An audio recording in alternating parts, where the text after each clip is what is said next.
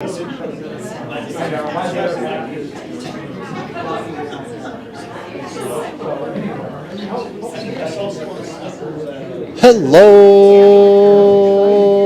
my fellow Alaskans. How are we're about ready to expect to be happening here in the future, past and present.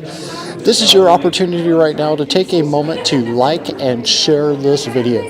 Again, take a moment, like and share this video. YouTube, Facebook, Twitter, Rumble. This is live on all of them right now. You could be able to watch them there, or you go to our website at Politadick.com, and as long as we're live, we'll be live on our own channel there. And while you're at our website, please help support us do what we do and make a contribution. But make a small donation. Everything goes right back into making sure we can make more events like these. We should be hearing from Dr. Douglas Frank here a few times this week. I'm planning on doing every event that I can that he's going to be at. And today is the first time he's going to be in the Anchorage area.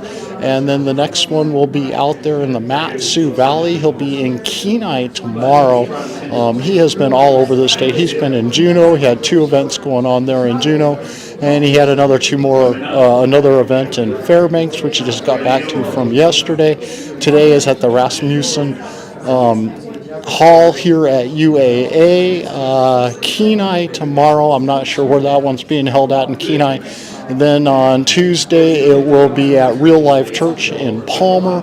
And then there's another one that's going to be at the Big Lake Family Restaurant. It's either Wednesday or Thursday. If you're just joining us right now, please, again, take a moment, like and share this video. It is up to people like you, supporters like you, that make this all possible, that we get this kind of information out far and wide to everybody that we possibly can. We are having technical difficulties with our internet here. They are streaming this is going to be interesting to say the least. Getting this all out to you today. We are on Wi-Fi. The internal internet will not allow me to stream from it, so we will do the best that we can. Hopefully this all goes out to you uncut and unfiltered, and it will be each and every one of us can help by liking and sharing this video. Let's beat the algorithms of social media out there. Let's make sure that this reaches as many people as possible. The easiest way to do that, again, is liking this video and sharing this video. Lots to do with election integrity, the future of our elections, how the elections can be compromised, things that we can do to help prevent that, laws that we can help to try to toughen up to give support. Please take a moment again to like and share this video. Looks like they're just about ready to begin. I am going to flip off of me here and go back to the audience and the crowd up in front, and we'll go from there.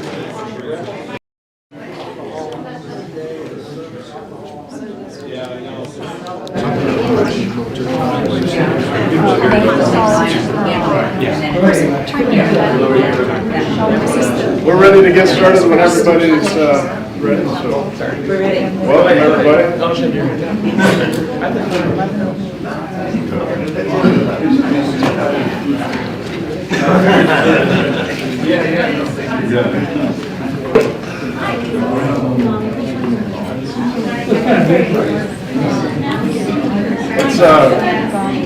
Let's get started with the Pledge of Allegiance, since we've got a beautiful flag on the screen there. Allegiance to the flag of the United States of America and to the republic for which it stands, one nation, under God, indivisible, with liberty and justice for all. Thank you all for coming, and special thanks to those. Can everybody hear me? This room is supposed to be acoustically designed so that we don't even need a microphone. But thank you for coming, and thank you to those who have donated to reset the vote. That helps us do things like pay for this space and dig for information through the municipality and the clerk's office. And, that all costs money. Oddly enough, even though it's our information as citizens, and we the people still have to pay for that information on certain occasions. So we've got a number of requests satisfied because of your donations. and we thank you. You're probably wondering, I know quite a few of you, but for those of you who don't know me, I'm Dan Smith, and I'll give you a little history on Reset the Vote. That's a really bright light, so don't mind my squinting. I'm going to step over here and get out of it. But we had 2 years ago, we had an election that had some issues. Mainly a thumb drive that was inserted into the machine in the middle of the election by a Dominion employee at the request of the clerk. And that was alarming, horrifying actually, because we all know what thumb drives can contain and what they can do, transferring and deleting data and that kind of thing. But last year we had mainly the pursuit of data. We started looking at things a little differently, and instead of things we could just observe empirically about what the goings on in the dog and pony show and the bells and whistles in the election center, we focused on more data intensive kind of thing. And the municipality gives us lots of data. It's just, in a lot of cases, bad data. And so when we found what we found, which was a lot of duplicate names on a list that they gave us, and they admitted to in the public session of Canvas, we thought, this is worthy of a contest, and so we filed it. It was amazing to watch and equally horrifying when it came time to consider that contest by the municipality, by the assembly. They're the arbiters of contests, the deciders, if you will. They decided, we have two choices. We can either vote to dismiss it, vote to hear it. But before they voted on that, they did a weird thing. I don't know if you watched the assembly meetings, but they actually voted a new ordinance into effect that allowed them a third reason specific to our contest that would allow them to reject it without any review. So, we had hired this Joe Miller to look over what we had found. That's maladministration. I'd never heard the word maladministration before, but he's a lawyer, he knows these things. So yeah, this is pretty much what we got. But of course, they didn't want to hear it. So that's where we are at our assembly. They won't even entertain any objections to what's going on at the election center when it's when it's admitted in the public session of Canvas. So I don't want to go too long because I want to hear Dr. Frank speak, but I did write a few notes here. Cover that, look at that. Well, I'm pretty much all the way through here. So, yeah. So after that complete rejection by our assembly members, 7 of which had just been voted in during that election, and voted to not hear their contest. I think one did. We had 3 assembly members who wanted to hear the content of our contest. And one had been recently elected under that election, but the others didn't. It was interesting. The next phase after that rejection would have been a lawsuit. We were advised, don't even bother, because if you go to court, you're going to spend a lot of money and you're not going to get the results you want. So the only reason to go to court would have been to get some advertising, get some publicity. But there's better ways to get publicity. And so after that, we decided, well, we know some things here that are pretty concerning to us, and everybody else should know this too, because if you're not an observer down there, you're not going to find out. I mean, there's ways, of course, spread the word. But so we formed Reset the Vote just in case we wanted to go the legal route. We wanted money to not go through my pockets and go through the company that we formed. But it was also a way to advertise what we found out. So we got a website. You can look it up, resetthevote.com. And there's just a series of did you know items on there, and you can get a flavor. There's more than what we put on there, but these are just facts. These are things that come from the clerk's office. that or that are stated in code or Could state you speak up a statute? little louder, please? It's hard to hear you. Sure. Thank you. How's that? Little better. Okay. I'm almost done. Take your time. Okay. So if the clerk had not come out in the public session of Canvas and said, oh yeah, there's about 1,800 duplicate names on this list of voters that we gave you, it wouldn't have been, we wouldn't have put it on there. We wouldn't say something that's not true. So everything we found is documentable facts. You can go back and listen on YouTube to the meetings of the Election Commission, and you can listen for yourself.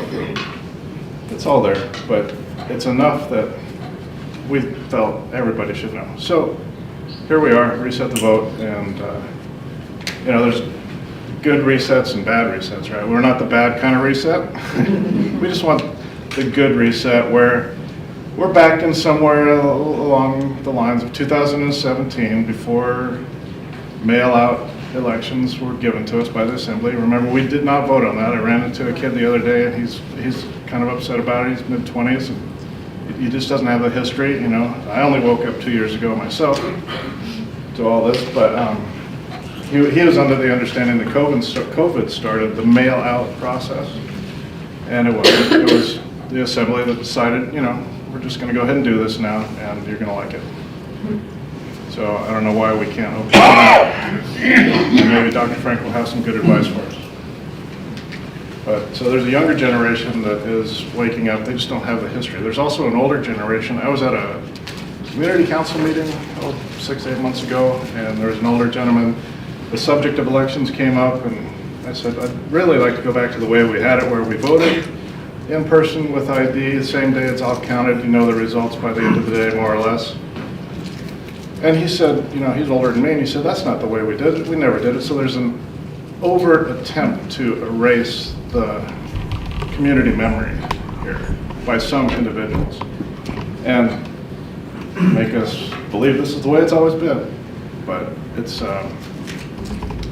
tough in Anchorage and Alaska in general because the average length of stay in Alaska is 5 years. We're a very transient state. And the average length of stay in Anchorage is 3 years, so it's tough. I see it in my business. I have rental property. And question in the back. More just an informative piece. We're just finding out that in some of the community council meetings here in Anchorage, they are just starting to discuss implementing ranked choice voting for the municipality of Anchorage. So. And that's a direction we do not want to go. So. Anyways, that's all I have. If I had a time machine, I'd just take us right back to 2017. We'd stop all this stuff and it would be a lot better situation, but I don't. I'm not in possession. 92, I'm not in a position, I'm not in possession of a time machine. So with that, I'll turn it over to Dr. Frank, who's going to have a lot more insight, a lot more perspective on this than I do. But thank you all for coming again. I appreciate all the donations. It does go to a good cause. We're all volunteers. We don't take any salary. There's nothing of that nature. We're not grifting. And we're just trying to make things right. Dr. Frank. Thank you. I'm also a volunteer, so I'm in good company. Is that loud enough for you, young man? I like that tone. Good. I trained for opera for many years, so I know how to project, and taught for many years, so it's just natural. I can't help myself. People say, "Would you please speak more quietly?" So I'll be good and loud, I hope. I'm not here to tell you what to do, but I want to change the way you think. And what happens every time I give one of these talks, people leave, they're like, "Dr. Frank, you blew my mind. I didn't know any of this. I'm thinking about it completely differently than I used to." That's what I want to happen, okay? And so what usually happens in my talks is they say, "Dr. Frank, can you come talk to us for about an hour?" And I say, "No." I said, if you think it's going to take less than an hour to do this, you're wrong. And what happens is, as I start explaining to people, it's like they want more. They want more. It's like once your mind opens up, I've gone to these marathon meetings 4 or 5 hours before. okay? I'm not gonna do that to you. I'm gonna try to keep it short, but just so you know, I could go 8 hours right now. Because there's so much I could explain to you. So what I've done is I've come up with a little outline that I think is gonna fit you guys. Let me just show you what I think is gonna fit you guys. So I've got my little opening here, I'll explain to you. I want to give you a little history of who I am and why I'm doing what I'm doing, because I think it will help you understand the data I'm going to explain. And then, and like I said, my objective is to change the way you think. I'll explain what beachheads are in a minute. I'm going to tell you some stories. I think the best way to learn some things is by stories. I can teach you a lot of things with graphs and numbers, but I think some of the stories I'm going to tell you, some of my experiences will teach you more in a shorter amount of time than if I try to then get all technical. So I'm going to tell you a couple of those stories. And basically, I'll tell you a little bit about Tina Peters. Anybody know who she is? I'm the one that red-pilled her. I'm going to arrange for her to get the forensic images of her machines. So I know that situation intimately. Kyle Ardelan, have you heard me tell that story about Secretary of State of Louisiana? Okay, good. I got to tell you this one. It's very related to you. And then I'm going to show you 2 other states to prepare you so that when you look at your own state, you're going to go, oh, I get it, because these are good example states. Now, what I've done is, usually when I'm in a state, I do a lot more analysis than I've done for you, even though I've probably done 4 or 5 days of work already on your state. I'm going to show you some of that. But every time I come back, I just keep doing more and more. And this is only my first time to Alaska. So I have less than I feel the temptation to like spend all night working on this. But I've had to get up 3 mornings in a row early and fly around your state, and I'm tired. So when I get to the hotel room, I go to bed, okay? And then I have to do the same thing again tomorrow. I have to get up, where am I flying tomorrow? Kenai, but I still have a lot to show you, and this morning I got up and I did a graph just for you guys, so I'll show you that one too. So I did some work. So anyway, I'll give you illustrations and some data, but I don't want to just come in and tell you that you have a problem. I want to tell you what the solution is.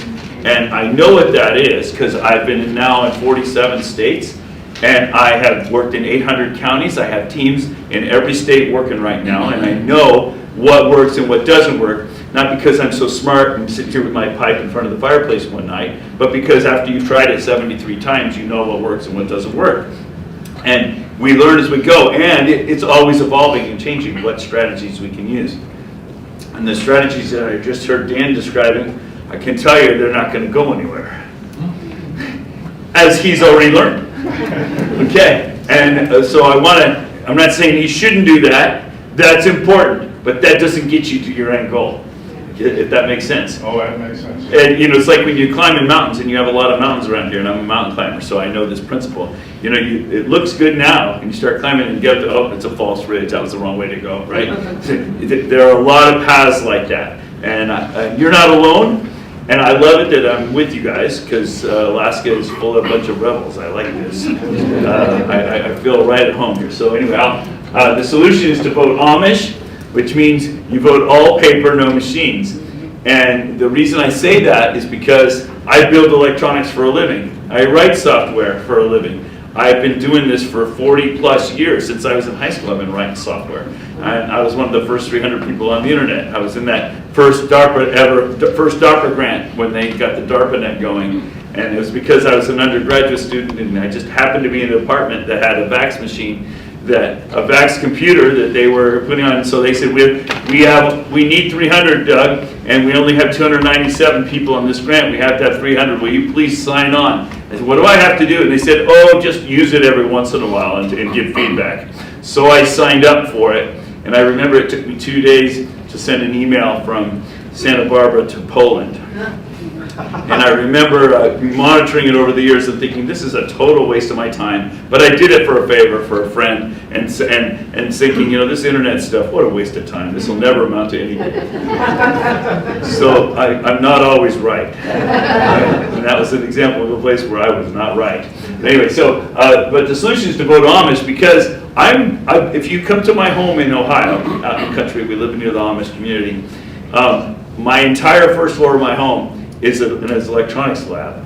Okay, and I build electronics for a living. That's how I survive and pay the bills. And I used to have a big plant in downtown Cincinnati. I closed all that, and we moved out to the country. And I build electronics, which is why I don't trust them. Okay, and it's interesting. I was just in Texas recently, and they called it the Texas road show, they called it, and they were going around teaching people how they should do their elections, and they had this really simple machine, and they said, yeah, this can't be hacked, and this is why we're recommending this and whatnot. I hacked it within 30 minutes. Okay, I don't trust anything electronic. I live and breathe electronics. I can look at a board and tell you what's on. I can conceive of a circuit in my head, lay the whole thing out. I don't even need schematics. I can just build circuits. I don't trust them. Anything electronic in your election, I can hack it. You don't want to have anything electronic in your elections. I tell some of my customers, I have international customers for my company, I can build a robot to walk your dog, but the right tool to walk your dog is your feet and your hands and a leash. That's the right tool to walk your dog, because there are all kinds of issues you raise when you try to do those other things. Well, it's the same with our voting. The right tools for voting is our hands. We need to be hand counting them and filling out our ballots, and our feet. We need to be going down in person, voting in person. Anything you do that's not in person is at a huge risk. And I know you're a big state, and I know it's complicated, but you're smart people. You can figure it out. You can vote in person. You just have to figure out how to do it. Okay, and there's lots of ways to do it. And basically, you just have a bunch of small precincts where the people are. And if you're a military person and there's a few good excuses for having absentee ballots. But if the number is small, then you can do your due diligence on every one of those ballots, and you can make sure that every one that went out was received by the person who was supposed to be received by, and you can make sure when it comes back to you that there was good chain of custody or decent chain of custody. I mean, it's a small number. The problem is you're like up in the 40s and 50% now in your elections, and you lost your chain of custody, and there's no way to maintain the security of all those ballots. And I'm going to explain a couple of those things. So anyway, the solution is to vote Amish. How do you get there? Well, I've distilled the critical elements of the successful strategies that we have around the country, and I've distilled it into what I call 7 steps. I'm not going to do the 7 steps with you today, but I'm going to summarize it quickly so at least you know what it is, because it's a 2-hour thing just itself, and it's too much to do all at once. I mean, if you want to hang around afterwards, we'll do it. Okay? I'm getting hot. That's a good sign. Getting worked up. All right, so I'll be happy to do that if you want. But anyway, that's I don't know what the agenda is today, but I'm here. Okay, and I want to show you your own state data, and the reason I want to show you your own state data is because I want you to learn a couple of ideas, and it will all make sense to you once I teach you some other ideas, how it all comes together. So I'm not just telling you willy-nilly random stories. It's all connected, and I've done this a lot. Last year I spoke 300 events like this last year. Wow. I have 500,000 airline miles last year. I've had a lot of practice, so everything I'm saying to you, I've said multiple times. I've refined it. It's pretty dense. I think you're going to like it. There's a lot of other topics we could talk about. When did all this stuff start? And I hinted 1992 a minute ago for fun. Hopefully, it's fun to teach with you. And then what we're looking for, this is when we're looking for fraud. I have a whole set of slides and a whole presentation where I can help you find fraud in your elections. And then are the machines connected? That's a whole other discussion as well, but I can address it. So anyway, that's what I'm going to try to do. But what's really going to happen is as we get going, people are going to say, oh, what about this? What about that? And I'm going to get off topic, and that's okay. We'll have a good time. As I was flying here this morning, the sun was coming up, and we were looking south. And it was fun for me. It was hard for me to hold the camera still because the plane is shaking, right? And so it needed to be a long exposure. So this was actually a really thin crescent moon. And Venus was brilliant, and so you're up at 30,000 feet looking south, and I was watching the sunrise. It was just remarkable. I just thought it was so beautiful. So I tried to zoom in and get a better, I did a better job this time, but it was just a dazzling sunrise. I was really enjoying it, and so I got my program out and confirmed, yep, that's Venus, and you see even the program says it's a super thin crescent moon. But it was fun, but it was kind of confusing because I'm a physicist, and I've been trying to learn my learned my astronomy well enough that I can navigate based upon the stars. And so I'm just totally confused when I look at the sky. I'm totally lost. The ecliptic is so crooked. I'm just like, wait a minute, I'm confused. But I'm having fun. So I love Alaska. The last time I was here was the only other time I've been here, and I was here in Anchorage. I came up with my dad, and we went fishing in the Copper River up in Kenai, and we took the float plane out into the remote areas and fished for trout. My dad's an avid fly fisher. So I'm glad to be here. I love Alaska. People say, oh, what a sacrifice for you to come up here. No, it's beautiful. I like it. I like it very much. So I'm good to be with you. I already did that. Okay, here we go. I did an interview yesterday with Joe Miller. Anybody hear it? I did. Was it good? Did you like it? Absolutely. Okay, very good. Good. All right. I haven't listened to it yet. Sometimes I don't know what I say as I go. So that's good. So you can listen to that. It's on his website. I've now been in 47 states, going around the country teaching everybody, but it's my first trip to Alaska. I spent 2 days in Juneau. I'll tell you about that in a second. And then I was in Fairbanks yesterday, and now I'm with you today. So let me tell you about Juneau just a little bit. The first night I was there, I spoke in the downtown public library. 15 people came. The next I spoke in the kind of the suburbs library where the conservative people live, and about 25, 30 people came. But the most important thing that happened is 5 people from that first meeting and 10 people from that second meeting, we all converged at a restaurant afterwards for 3 hours and schemed and planned a strategy. So I've got a good team there. I'm very excited about Juneau having a team. And I set up teams. I've got teams in counties all over the country. It's exciting to have a team there. So that was a very productive trip. I'm very excited. But I'm just going to tell you how this goes. And it's like not a slam, it's not a compliment, it's not derogatory, it's just what I've learned because I've been doing this now for 3 years every day. The first trip I come, I light fires, I light bonfires. Things get going and I get you aimed in the right direction. Things start to happen. The second time I'm here, I have to get you back on track, get you focused, maybe energize it a little bit. And by the third trip I come, you guys are on fire. And it's just really, it's less about me and more about, it's just kind of the way human nature is. You got to change the way you think, you got to plan strategies, you got to organize, and it just takes time. So we're already planning my second trip here at the 3rd week or 4th week of March. We're working on that right now. So hopefully that'll be, I'll be getting you back on track at that point. And then maybe by the time your tourist season happens, this place will be on fire, but we'll see. Anyway, so that's kind of what's going on. I don't charge for any of my work, so I'm not trying to sell my services to you. So when I come back, it's because I legitimately want to help you succeed. But I don't waste my time. I'm in high demand. The reason we're booking it in March is because I'm solid booked until there. Okay, so anyway, I always tell people that either I'm good or I'm cheap. So, all right. Yes, I know you're boroughs. You're not counties. But if I slip and say counties a bunch of times, I know you're boroughs. Okay? So don't correct me. I already know. All right. Now, every state has a beachhead. What do I mean by a beachhead? So, in 2021, I was traveling around the country. That's when I met Mr. Eastman at the Cyber Symposium. But I was traveling the country, meeting with senior legislators all around the country in multiple counties. And it was kind of a shotgun approach. I was trying to spread the word everywhere. And that didn't work very well. Especially from the top down, I've met with at least 24 secretaries of states, at least 24 AGs, testified before several legislatures under oath, formally on TV, the whole 9 yards. Nothing happens from the top down, and I'll explain why that is. I'll show you some data.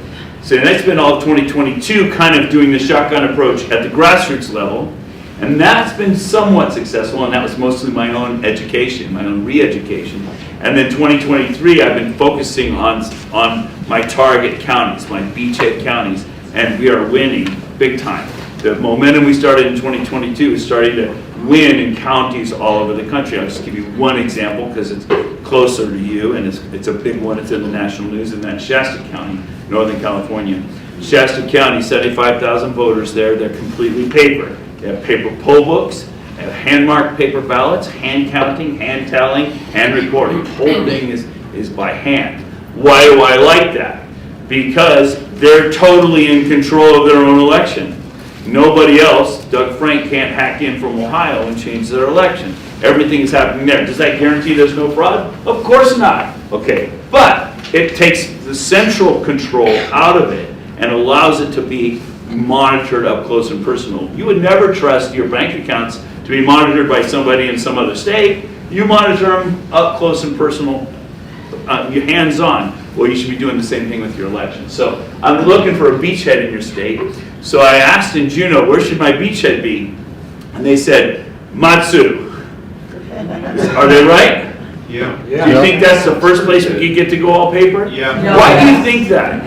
They're very conservative out there. They're very self-reliant and independent, and they're just different from Anchorage, the other parts of Alaska. They're like Alaska used to be. They're like Alaska used to be. Yeah. So am I going to get to meet with them on this trip? Yes. Tomorrow? Is that tomorrow? Well, no, that's Kenai. That's the second group. Oh, I think okay. it's the 14th. But Kenai's a good beachhead too. Yeah. Okay, good. So, and it's important that you understand what I'm really looking for is that first one to flip. But what helps that first one to flip is when all the other counties are finding fraud too. And then once that first one flips, then they can flip as well. So I still want you, even if you don't think this is the beachhead, I still want you to do, I would like to form a team here and I'd like you to find fraud here. Because the whole point of this, the reason why our elections are screwed up is because they're centrally controlled.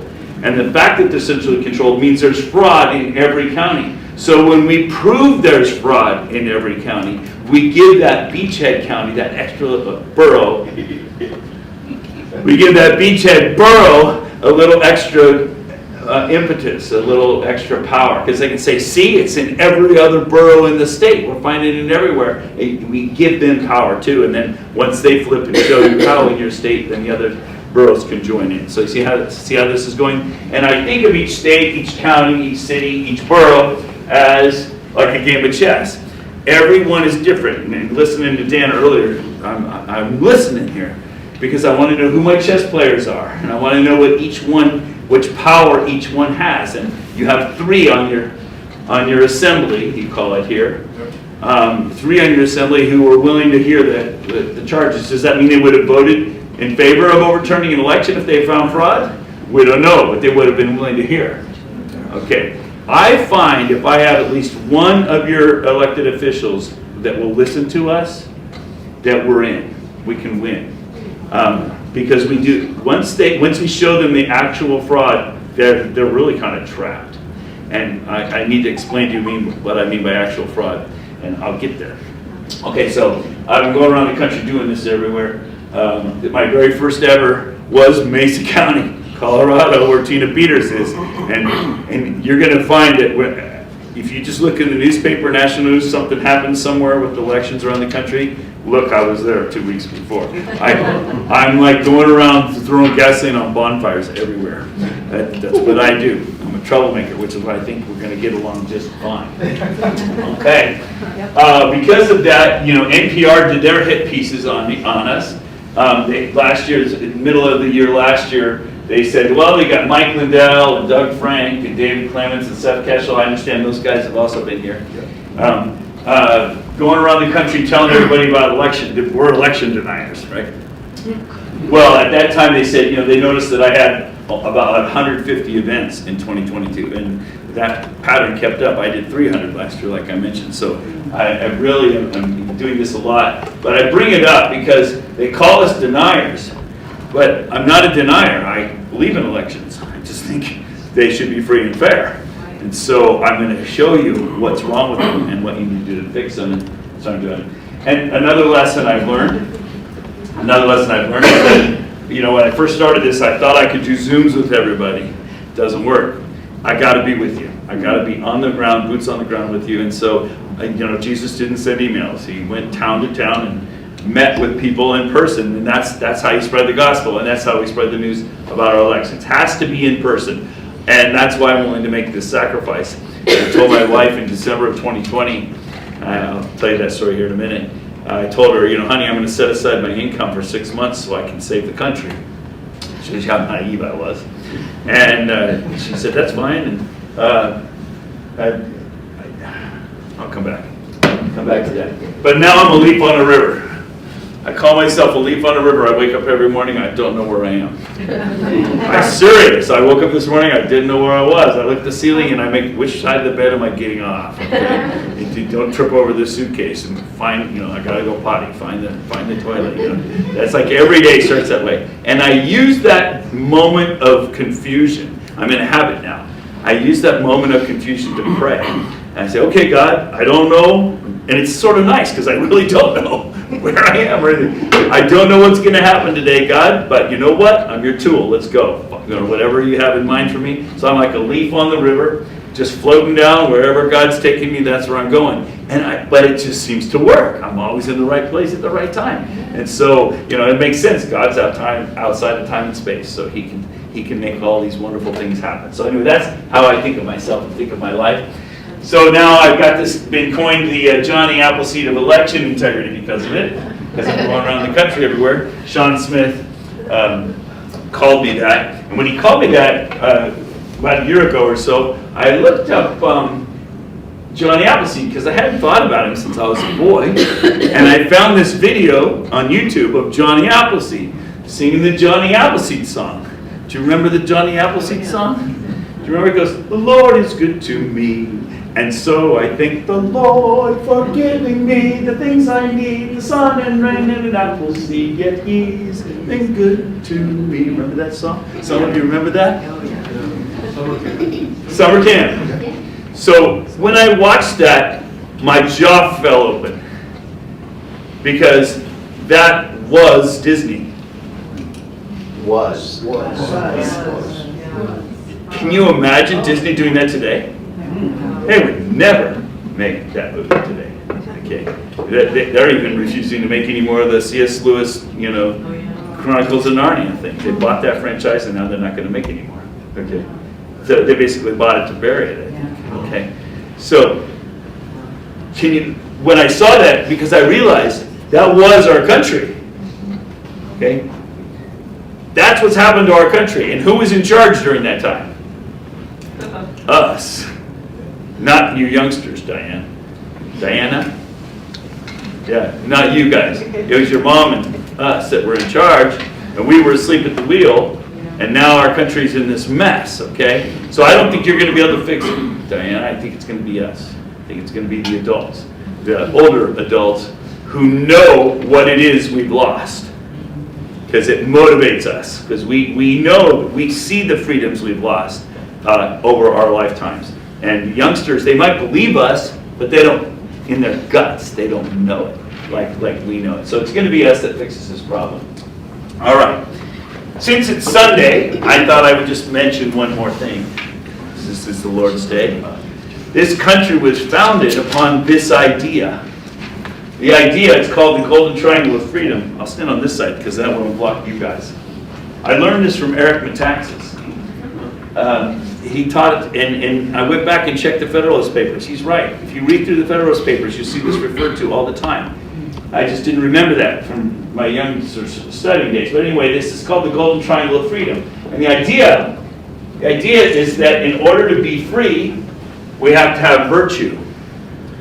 And when you first hear about that, you don't immediately I didn't make the connection immediately. But let me explain that. Let's say that I'm going around raping and pillaging. Well, then you have to take away my freedom. But if I behave respectfully towards you and you behave virtuously towards me, we can leave each other alone. We can be free. We can have liberty. So in order for us to have freedom, you have to have virtue. Our society has to be virtuous. And then the more virtue, the more liberty, the more freedom we can have. Of course, to practice virtue, we have to have faith. And virtue is a natural outcome of a good faith. Well, of course, to practice our faith, we've got to have our freedom. So these three ideas amplify one another. And when you look at the Federalist Papers, you'll see this concept referred to over and over again. And I love it. In the context of our Constitution, when they were writing our Constitution and putting it together, George Whitefield was going up and down the East Coast of America. It was the first Great Awakening. He was preaching the gospel, and our country was there's like a major gospel revival in our country, a Christian revival. So we were being virtuous. In fact, 40 years later, de Tocqueville came and surveyed our country, went back to Europe and wrote about us. And he said, you know, those American people, they are very strange. He says, in all the countries I've ever been to, I've never met a people that are more virtuous than the Americans. He says, no wonder their leaders will trust them with a republic. Oh boy. Is that a powerful statement or what? No wonder that our leaders would trust us with the republic because we were virtuous. And you remember when Benjamin Franklin came out of the Constitutional Convention, Miss Powell asked him, you know, what kind of government have you given us, sir? He said, we've given you a republic if you can keep it. Because, as they also said, only a virtuous people are capable of freedom. That's the whole point. And we've lost our virtue. And if there's any doubt in your mind that we've lost our virtue, we don't know the difference between an any and an outie anymore. Okay? Okay. We are confused. We are depraved as a culture. For, you know, if you didn't get my joke, you have to think about it on a, you know, it's not just the belly button that goes in and out. Okay? Okay. So, we don't know. We're confused about that, right? So, how can we be confused about something that simple? We are depraved. We've lost our way. So we have lost our virtues, and we're going to have to. If there's any hope of getting our country back, we're going to have to repent. We're going to have a virtuous society. We're going to have a religious revival in addition to this political revival that we're also experiencing. So it's Sunday, so I'm allowed to say that. I'm allowed to say it anyway because I love the First Amendment. This is in the back of my Bible. And this is the last one, and I'll get on with the other stuff. But it's like my Sunday sermon for you, 5 minutes. This is in 400 years of Israel's history, and it ends in the Babylonian captivity. And you notice that they went into depravity and then repent, depravity, repent. They repeated this cycle over and over again. I don't know whether this is where America is, and we're about to lose our country and be taken over by the Babylonians, or whether we're in one of these and we're going to repent and get it right. I don't know yet. But I know, nevertheless, that I'm going to be fighting for this. And that's why I'm out here preaching the gospel that we need to repent. And we'll see if we do, again, God can restore us to our greatness. All right, end of sermon. But it was Sunday. I thought I'd just throw that in there. Okay. I didn't go to church this morning, so I'm missing that a little. All right, so LA Times did a hit piece on me recently. They called me the Johnny Appleseed of election fraud. They almost got it right. It's election integrity. But they noted that I've been going up and down the state of California. At this point, only 50 talks. I'm like 60 almost, or 65 already. Counties all over the state of California. I'm telling you a story for a reason. When I went there, all my colleagues here that I work with around the country were saying, don't go to California, Dr. Frank, you're wasting your time. We need you in Arizona, we need you in Georgia, we need you in Michigan, we need you in these swing states. But I got invited, so I went. I never say no to invitation, just schedule me in. And what I found was a state kind of like you, kind of. They're already under Marxist communist rule. And so the people are awake. And so all I had to do was come in and just kind of help them organize and get them going in the right direction. And I got 5 counties about to flip. I got 1 already to flip and 4 more that want to go, but the state is on fire. The legislature is trying to stop, and they're passing laws, and it's like a war. It's a great situation. Why am I able to do that? Because they're awake already. You know, I gave a talk in Lexington, Massachusetts. I've done 2 there now. And the first one I was there was in a room just like this. And this entire section was full of Chinese people, which is weird. And it's like, you know, afterwards I talked to them, why are all these Chinese people here? And they said, all of us are immigrants. And we came to America to escape communism. And they said, the exact same things that happened to us over there are happening to you right now, and you're asleep. You don't even know it. And then I had the same experience in Southern California with a bunch of Cubans. And that is the situation we're in. So even though maybe some of you are awake, your culture is asleep. And your culture has forgotten the power you have here in Alaska in your Constitution. And there are reasons for that, and I'm learning some of those nuances, and I want to talk to you a little bit about that. But anyway, that's been very successful there. And I want you to be successful too, but I need to maybe change the way you think a little bit about some things. I'm a scientist. I didn't start out being an election expert. I have 60 scientific publications, cover articles on the leading journals in the world, because I made a big discovery in 1990 when I announced it. And it got me nominated for a Nobel Prize in Chemistry. I got to travel the world talking to all the top scientists in the world. It was awesome. The best thing about it is I got to leave the university. I got to go into business for myself, and because even back then the university was very, very toxic.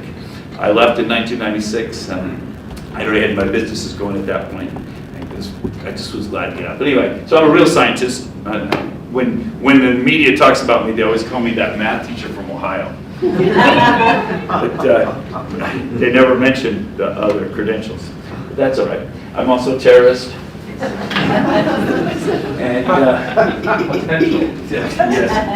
yes. Let me, before I tell you, Mike, this is a little out of order. I want to tell you this. I want to tell you how I got into this.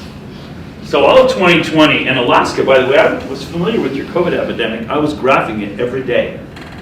I was graphing every county in America, because epidemics follow an equation. It's called the first order differential equation, and it's called Farr's law.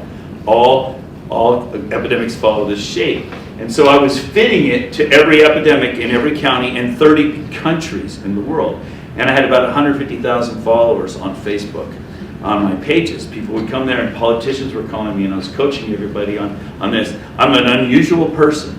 I've been modeling elections for 40 years, and I've been modeling epidemics for 40 years. And what you can imagine what 2020 was like for me. So people were contacting me. So I made a lot of political friends across the country in 2020, including somebody from Pennsylvania. And if you remember, at the end of November after the election in 2020, Doug Mastriano held a public hearing in Pennsylvania, and he brought in Sidney Powell and Giuliani, and a lot of the evidence was being presented to the committee. Well, the next day, I got a phone call from Kathy Barnett, who was in Montgomery County. And I need to tell you this story because you'll understand so much more of later what I'm about to explain to you. And she called and said, something's wrong with my election, Dr. Frank, would you please come look at it? And we were friends during COVID, so that's why I met her.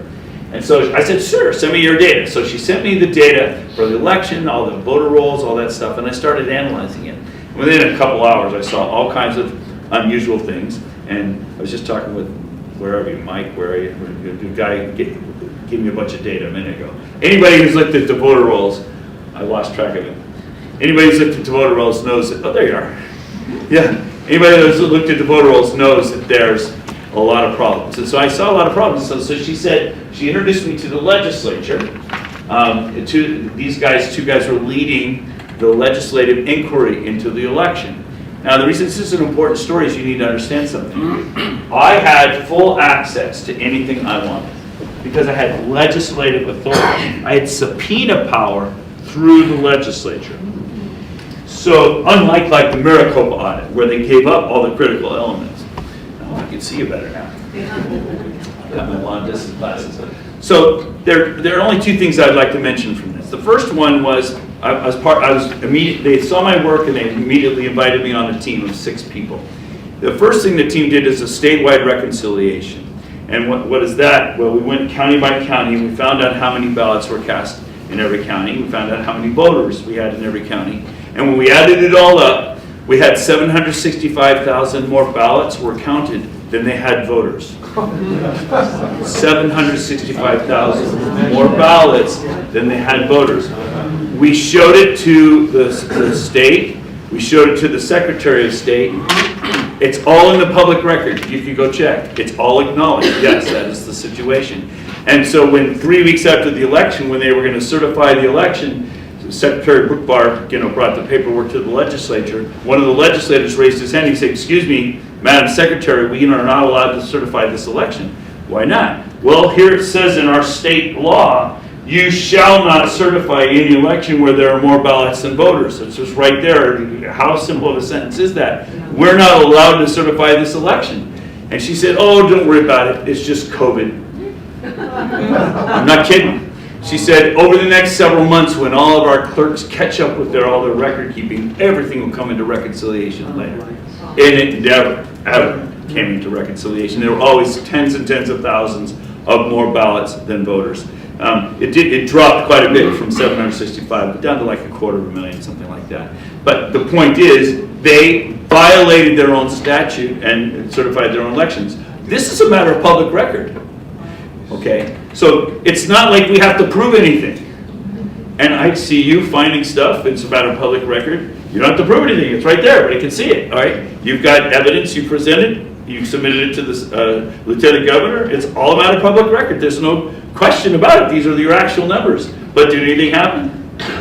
No. Now wait till you hear this. This is where I come in. So I got a copy of the voter rolls. And in Montgomery County, which was my focus county, it's where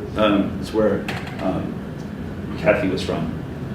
That's, by the way, where the 4 Supreme Court cases went to the Supreme Court. I was in 2 of those. I looked at the voter rolls, and I noticed that about 2 months before the election, her voter rolls had about 500,000 people in them, grew by 50,000. It's about a 10% increase. It was actually almost exactly 50,000 on one day. And that's not necessarily suspicious because, you know, they might have just collected and then got added or something like that. And people are always interested in elections. It's normal that you have some increase in interest in elections, so registration beforehand. They all voted, which is not unusual because they got registered right before an election, so you would expect that they might all vote. But then by the end of November, half of them had been removed from the voter rolls. And by the end of December, the second half had been removed from the voter rolls.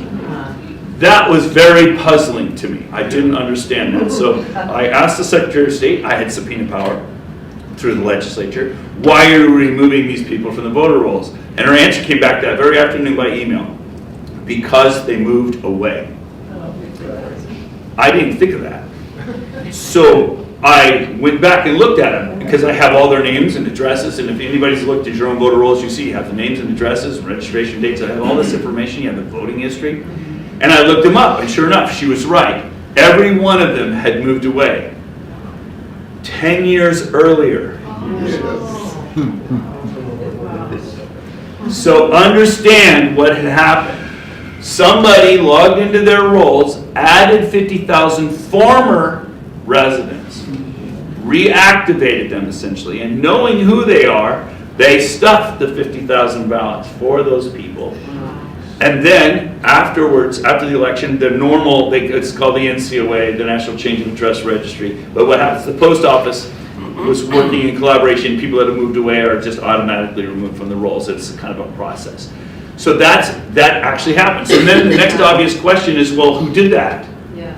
So who did that? So I had subpoena power. So we got a copy of the voter rolls for 2 months. We got 2 months of the logs so we could see. The problem with cybercrime is you don't know who's actually touching the keys. You only know who's logging in, right? So, but we found out the 50,000 were added on one Tuesday afternoon around 1:30 in the afternoon.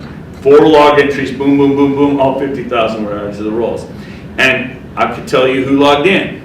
And it's surprising, it surprised me. It was the Hillary Clinton campaign.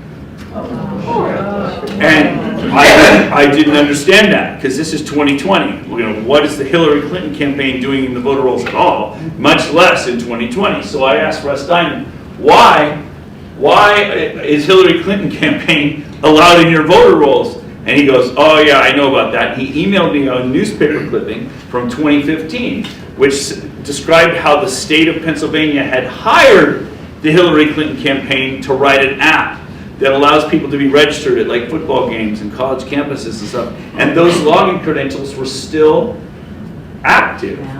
And so she could, or not she, but those credentials could be used to get back-end access to the voter rolls. So then the next obvious question is, well then, if she has access, who else does? So we put together a team of about 6 people and take 2 months of the logs. We had them go through and catalog which NGOs, which non-government organizations had access to the voter rolls.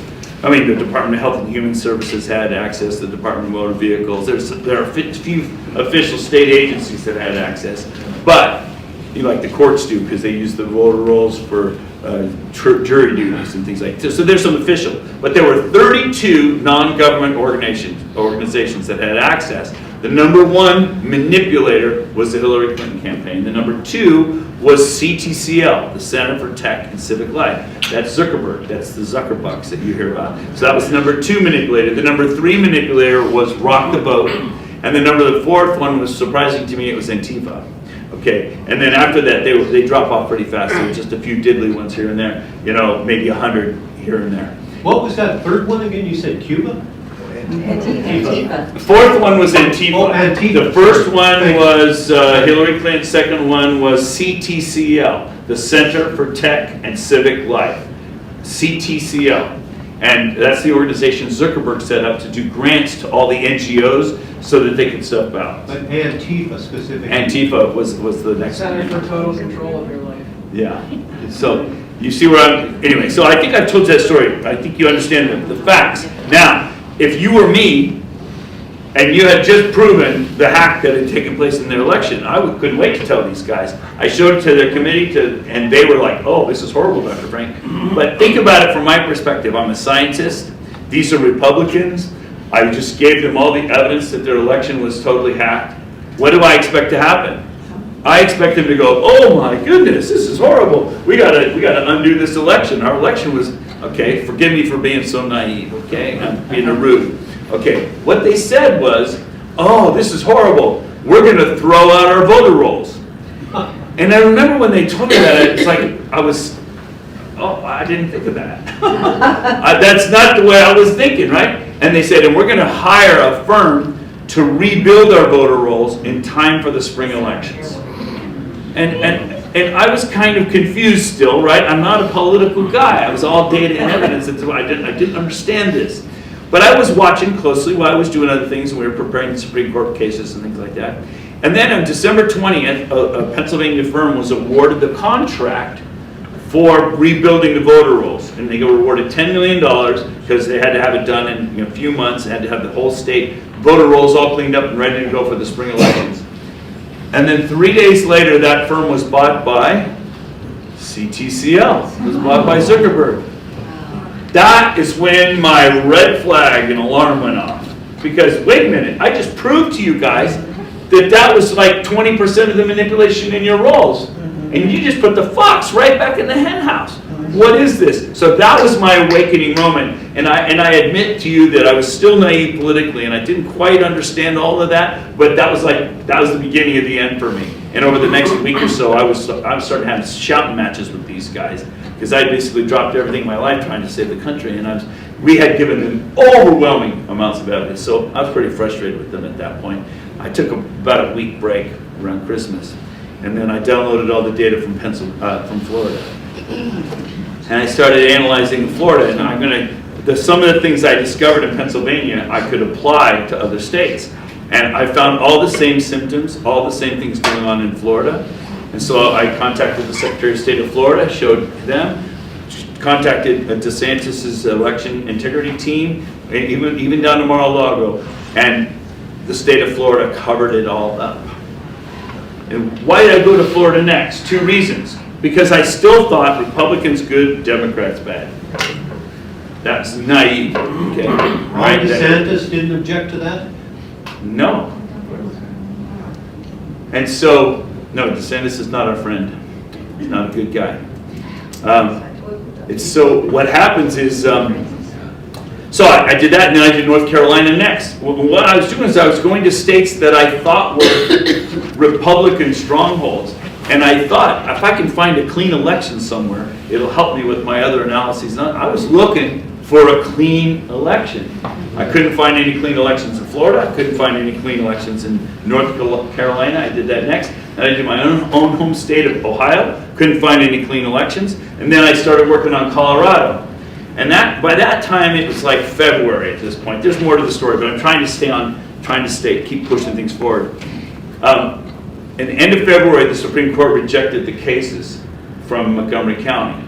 And that was a devastating moment for me because, okay, the legislature in Pennsylvania is corrupt. Okay, fine, we have a corrupt legislature. What else is new? But then when the Supreme Court wouldn't take the cases, now I'm thinking, the legislatures aren't going to fix it. The courts are not going to fix it. We're done. Our country's done. We've lost it. And I remember very clearly thinking and praying, okay, God, it's like I was doing the Abraham thing. Okay, God, if there are 50 faithful people left in our country, will you not destroy us? If there are 20 faithful people, you know, remember when he was negotiating for Sodom, right? If there are 10 faithful people, you not, I mean, that's how it felt to me then. In March of 2021, that's how I felt. And I was pretty depressed, and then Kathy called me and she said, okay, Dr. Frank, I give up. They're not going to fix my election. Thanks for volunteering for me. Well, I'll tell you what, I'll introduce you to Mike Lindell. And so a week later, I got a phone call from the attorneys, Mike Lindell's attorney, and I spoke to here it is.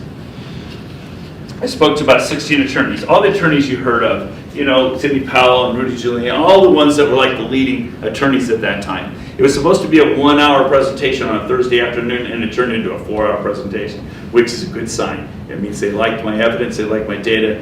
And the next morning I got a call from Mike Lindell's attorney, and he said, we need you in studio on Monday morning, can you make it? And so I flew down to Memphis, and I went in studio, and that's a whole story I can tell you too. But bottom line, Mike made a movie about me called Scientific Proof. It's 1 hour long. It's his second movie. The first one he made was called Absolute Proof, and then he made Scientific Proof. Because in his own words, right during this movie, he says to you, he says, all the electronic evidence I have matches up exact with Dr. Frank's algorithms. And he even puts his fingers together like that. And I agree. And it answered a lot of questions for me once I understood the work he was doing. So we've been fast friends ever since. I don't work for Mike. I don't work for anybody. In fact, after my meeting with Mike, I counseled with the Navy SEALs that were there guarding us. Can you imagine the situation in our studio? There were 20 people in this building with no windows. 10 of the people in there were Navy SEALs with guns. And the other 10 of us were actually there for filming. It's because we had some amazing whistleblowers in there that you have not yet got to meet. Because we didn't have a Supreme Court case yet, which we need to have in order to get the kind of protection we need for these people. But anyway, those SEALs sat me down. They said, get rid of all your bank accounts, don't own your house, don't own anything, because you're going to become a target. So here's what we recommend. And I don't own anything. I don't work for anybody. I'm Doug Frank. And yes, they took my cell phone about a year ago when I got off an airplane, and yes, they closed my bank accounts in February of this year. I had to, yes, all the things they told me were going to happen have been happening. But, and, you know, people pick me up at the airport, and people drive me to my hotel, and people drive me back to the, so I'm pretty safe, I think. The worst part for me, I think, was about 3 months last year. Every day there were sheriffs at my house serving subpoenas on all sorts of stuff, and that was sort of hard on my life. And so I think that, and especially when I'm on the road, you know, and the sheriff shows up every day, I think that's been the hardest for us. All the rest of it, I'm good with it. You know, it's not been a big deal. But anyway, as I was doing the movie with Mike, it was the first time he'd ever learned any of this stuff. It's like I took him to class, right? And I was teaching him, and after 3.5 hours with Mike, I was pretty tired, because that guy talks a lot. Buy any sheets? And so I was pretty tired, and I was explaining one of these graphs from Ohio, and I was explaining the graph, and I said, see this? I said, that ain't natural, buddy. And I have learned, in the early days, I thought everybody would get all excited about the math I'd found. Nobody gets excited except a few geeks. And so what happens is I kind of migrated away from that in my presentations. And today, when I show you some cool looking math, I'll just say, that ain't natural, buddy. And you'll love it, and we'll move on. And if you are a geek and you want to talk to me afterwards, I'd be delighted. But in the meantime, I'm just going to keep it simple for the group, okay? That interview lasted so long that he put another 30 minutes in Absolute Interference as well. Those movies that are all free, you can watch them on Mike's channel. Now, that made me famous, and also got me introduced to a couple of famous people, including our president. And I got to give the keynote speech at his first rally after being out of office, the Wellington rally. The task set before me was, Dr. Frank, explain to the country how our elections are being stolen. That was the task set before me. And so I worked really hard. I knew the whole world was going to be watching. And I'm going to need to be able to explain it in a simple way. So I tried to use my math. I think I pulled it off. But anyway, I prepared. I worked so hard. I had a beautiful PowerPoint, beautifully sequenced, and I rehearsed. Man, I was ready to go. And I got a phone call about a week beforehand from Tucker. And he said he wanted to have me on his program on Thursday night because it's like the big preview before the big day for Trump's first rally. Of course, I'd love to do that. So now I'm going to be explaining the whole, the 3 million people that watch in Fox that night, right? I was looking forward to that. But I got the phone call about 11 o'clock on Wednesday night before, and they had canceled my appearance. And I didn't understand it at the time. And about 3 weeks later, I was on the phone with Tucker, and he said, yeah, we had to cancel your interview because there are 15 things we're not allowed to talk about. It's right in our contracts. We're not allowed to talk about election fraud. We're not allowed to talk about vaccine risk. We're not allowed to talk about Soros. We're not allowed to talk about big pharma. He just read off this whole list. So ever since July of 2021, I've been telling everybody, stop watching Fox. These people are not telling you what you want to know. And at the time, people thought, well, we love Tucker. Yeah, well, he's not your friend either. Okay, but you think he is. Okay, but he's not. And what do I mean? He's way more to the left than you realize. He's a good businessman. He's developed a conservative product for a conservative audience very successfully, hasn't he? But he doesn't believe a lot of what you hear, which is what the Fox case, why the Fox had to settle their case. Because they have all the emails of what Tucker really thinks and what he said on TV, and they don't agree. And so the Dominion could say, see, he doesn't even believe what he's saying. This is defamation. That was a defamation lawsuit. So anyway, I don't want to get off topic, but I've since met a lot of people, and I can tell you that the most of who you think are good are not, and you've been duped. Somebody is choosing what you see. Somebody is choosing to shape your opinion about them. It's not what you think. But I don't want to get off topic. So I walked up to the microphone. 21,000 people had been standing there for 6 hours in the hot sun. It was on a Saturday afternoon, 6 o'clock, 80-degree weather. Everybody drinking. There's no seating anywhere. It's packed in, all standing, and people drinking beer, listening to rock and roll at a Trump rally. And they were really rowdy, really rowdy. And I remember walking up to the microphone and looking at that sea of people and thinking to myself, I just wasted a whole week of my life preparing this talk because I'm going to try to explain math to these people. I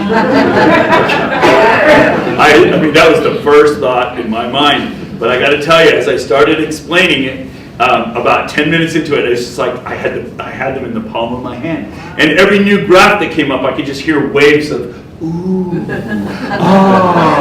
I mean, it was like the best math class. It was amazing. And the next day they made memes about me.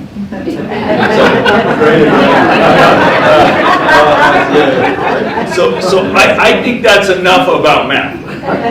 As I'm going to be easy, I'm going to go easy on you on math, I promise. But I teach, I taught. I had to put it aside 3 years ago at a special school for highly gifted kids, super high IQ kids. And man, I love teaching differential calculus. Man, I really love teaching advanced physics. I love that stuff. So I love math, and I would love to teach it to you, but I'm not going to torture you. Okay. So anyway, after that, I got to be Mike's at the Cyber Symposium. I think you were there, Mr. Eastman. Yes, you were there. It's the first time I ever met you. That's where Mike showed the world that he had 100 terabytes of recordings of your elections being hacked in real time on the internet. And there's a whole story to that, but I don't want to get into it. But how he got it and how Space Force and President Trump and all this stuff and how we got these data. But anyway, I don't want to go there. But I got to be the Cyber Symposium MC for that. And then a year later, Mike did the Moment of Truth Summit. And I was part of the Trial of the Machine. So I've been working this from, pretty early on. I mean, from late November, early December, I've been doing this. Before that, I thought the elections were real. And this has been a 3-year education for me, and hopefully I'm going to change the way you think about a couple of things here. All right, and then Mike just had the Election Crime Bureau Summit, and I showed him a bunch of my new work. And in the morning, it was funny, I was on stage with him, and he looked over at me and said, Dr. Frank, I don't even recognize you anymore. He said, you have all this new work. Yeah, he's still thinking I was going around showing everybody the math. Now I've grown away from the math because the math doesn't motivate people. So I've got it. But anyway, if you haven't seen this stuff, you can watch it for free on lindelltv.com, frankspeech.com. Mike pays for all that stuff himself. He's broke. His business is doing great, but he's personally broke. He spent all $40 million of his net assets, and he's borrowing money to fight this fight. So he's a good guy, and that's why I always tell people, buy his pillows, okay? Yeah. Buy his pillows, buy his sheets. It's time to go Christmas shopping, right? And I was talking to him on the phone the other day, and actually about 2 months ago now.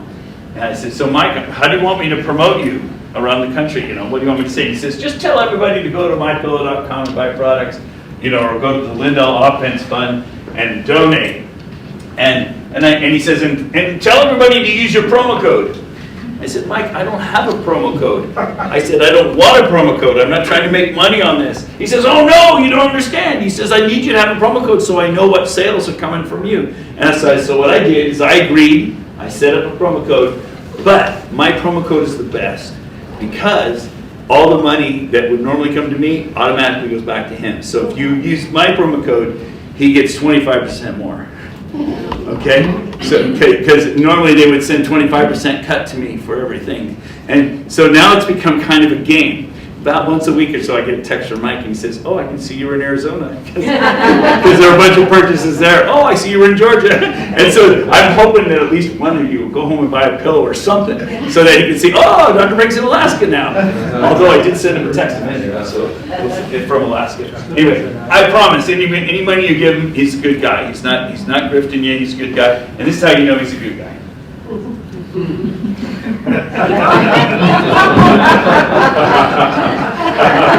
Okay, that's a good one. All right. Let's dive in here. I'm going to tell you one more story. Actually, no, I'm not. I'm going to do that. I'm going to save that one for later. Whoops. Yeah, let's jump into something else. I want to tell you this story. This is about Kyle Argument. Because this is more relevant to you right now. Sorry. So last year, you remember when 2,000 Meals came out? Yes, you remember that? Yeah. That was right before the Louisiana GOP. And so the GOP decided to make the theme of the GOP, state GOP, election integrity.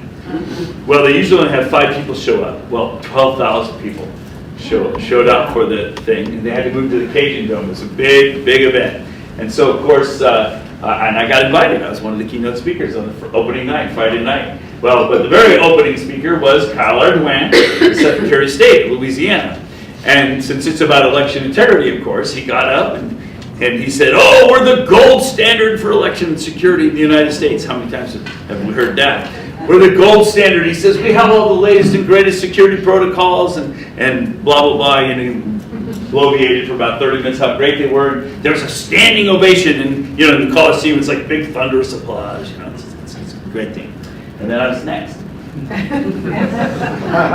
And so for the next hour, I basically told them all the problems that they were having in their elections and the fraud we'd already found. And I have pretty good analysis of every state in this country already. And so I just could go through what's going on in their state. And they well-received talk. And I got a standing ovation and thunderous applause. So now you can imagine what Saturday was like at the LA GOP. Because all the breakout sessions, everybody's saying, well, gee, Kyle Argument says we have great elections. Dr. Frank says we have crappy elections. And so who's right? So you can hear the debate, the buzz and all, because it's about election integrity. The whole focus is on that, right? So in the afternoon, I get this, dozen citizens come up to me and they say, Dr. Frank, would you be willing to meet privately with Kyle Argument tomorrow? We've set up a private meeting. He's willing to meet with you. Of course I do. I do this all the time. Like I told you earlier, I've met with about 24 of them in private and 24 secretaries in private. These are not just like me shaking your hand, take a selfie, and leave. No, these are like 4-hour marathon sessions where I hack into their elections and stuff. It's cool. Okay, so anyway, I agreed to meet with him. So Sunday morning, 9 o'clock, my driver picked me up at the hotel and drove me to meet at this private residence with Kyle Argument. And we're there. And I spent about the first 2 hours or so teaching him about his elections. I'm teaching you a lot by this story, by the way, so listen to this. The Secretary of State of Louisiana doesn't understand his own elections. As I travel the country, I find state after state after state, the secretaries of states, the people in charge, they don't understand their own elections. It's a political ladder for them. It's just one step in the order. I spend a lot of my time just teaching legislators their own elections. They don't even know. So anyway, for about 2 hours, 2.5 hours, I was teaching about his elections, and we were taking a break for lunch at that point. And as we're moving to the dining room table, he says to me, thanks for teaching me everything, Dr. Frank, this is great. He says, but I'm just confused about one thing. I said, what's that? He says, I was looking for my cell phone. He said, I'm confused. He says, if for people to manipulate our elections like you're talking about, they would have to have access to our machines. And I said, yeah, of course they'd have to have access to machines. He goes, that can't happen. I said, why? He says, well, because we have the gold standard in internal network security. We have the most secure networks in the country. He says, I even have this brand new app on my phone that tells me in real time what's going on our election networks around the state. This is what we're up against, right? Okay, and so I said, well, speaking of cell phones, so I took my cell phone and I sat it down between us on the kitchen table, or dining room table at this point, and I called my friend. What I'm about to describe to you, I have done dozens of times. This is a good example. I don't tell everybody every example because a lot of them are private. This one has now been made public, so I don't mind sharing it with you. So I called my friend and I said, hey friend, I'm sitting here with Kyle Ardoin, the Secretary of State of Louisiana. That makes this legal. And tell me about Louisiana. Those are code words. Then about 30 seconds, we told Kyle Ardoin his own username and password from his own computer at work at the Capitol. We hacked into his machine. We downloaded all the usernames and passwords for all the parishes in that state. They don't have counties either. They have parishes. You have boroughs. Most people have counties. Okay, for all the parishes in the state of Louisiana. And then for the next 30 minutes, we went parish by parish, remotely turning on their voting machines because they have Dominion machines like you. And they're based upon a Dell motherboard that has an iDRAC 8 chip on the motherboard, which allows remote control of them. And so we just were going parish by parish by parish, turning the machines on. We had back-end access. We could change any ballot we wanted. We could change any tally we wanted. We did that for about 30 minutes right in front of his face, right? So, and the whole time this is happening, I kind of was leaning over and kidding him. Your phone's really quiet, Kyle. Is there any funny business going on the internet? His phone was silent the whole time. So he's got this super duper secure network with monitoring, and it's not telling him anything. And we're doing county by or parish by parish by parish, right? You see what I'm talking about? Okay.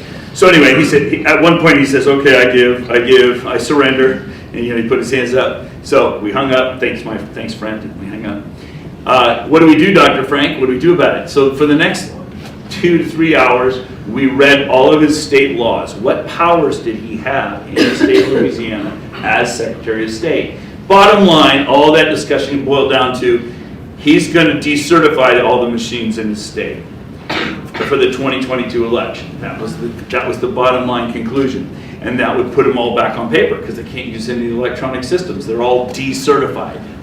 So I'm like, this is a big victory. It's a big victory for a couple reasons. One, because we're going to get a state all back to paper. And second, because he's president of the National Secretaries of States Association. And he's going to go public, and that's part of the deal. He's going to go public with this.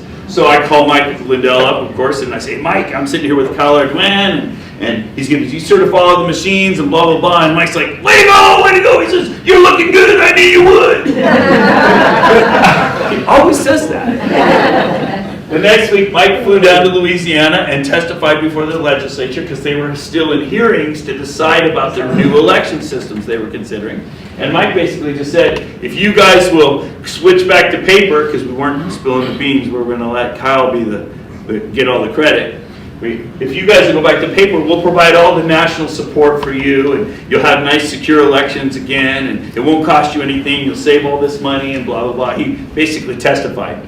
So then what's supposed to happen is about a week and a half later, Kyle Ardoin, when these are done, he's supposed to announce to the world that they're decertifying all the machines and they're not secure.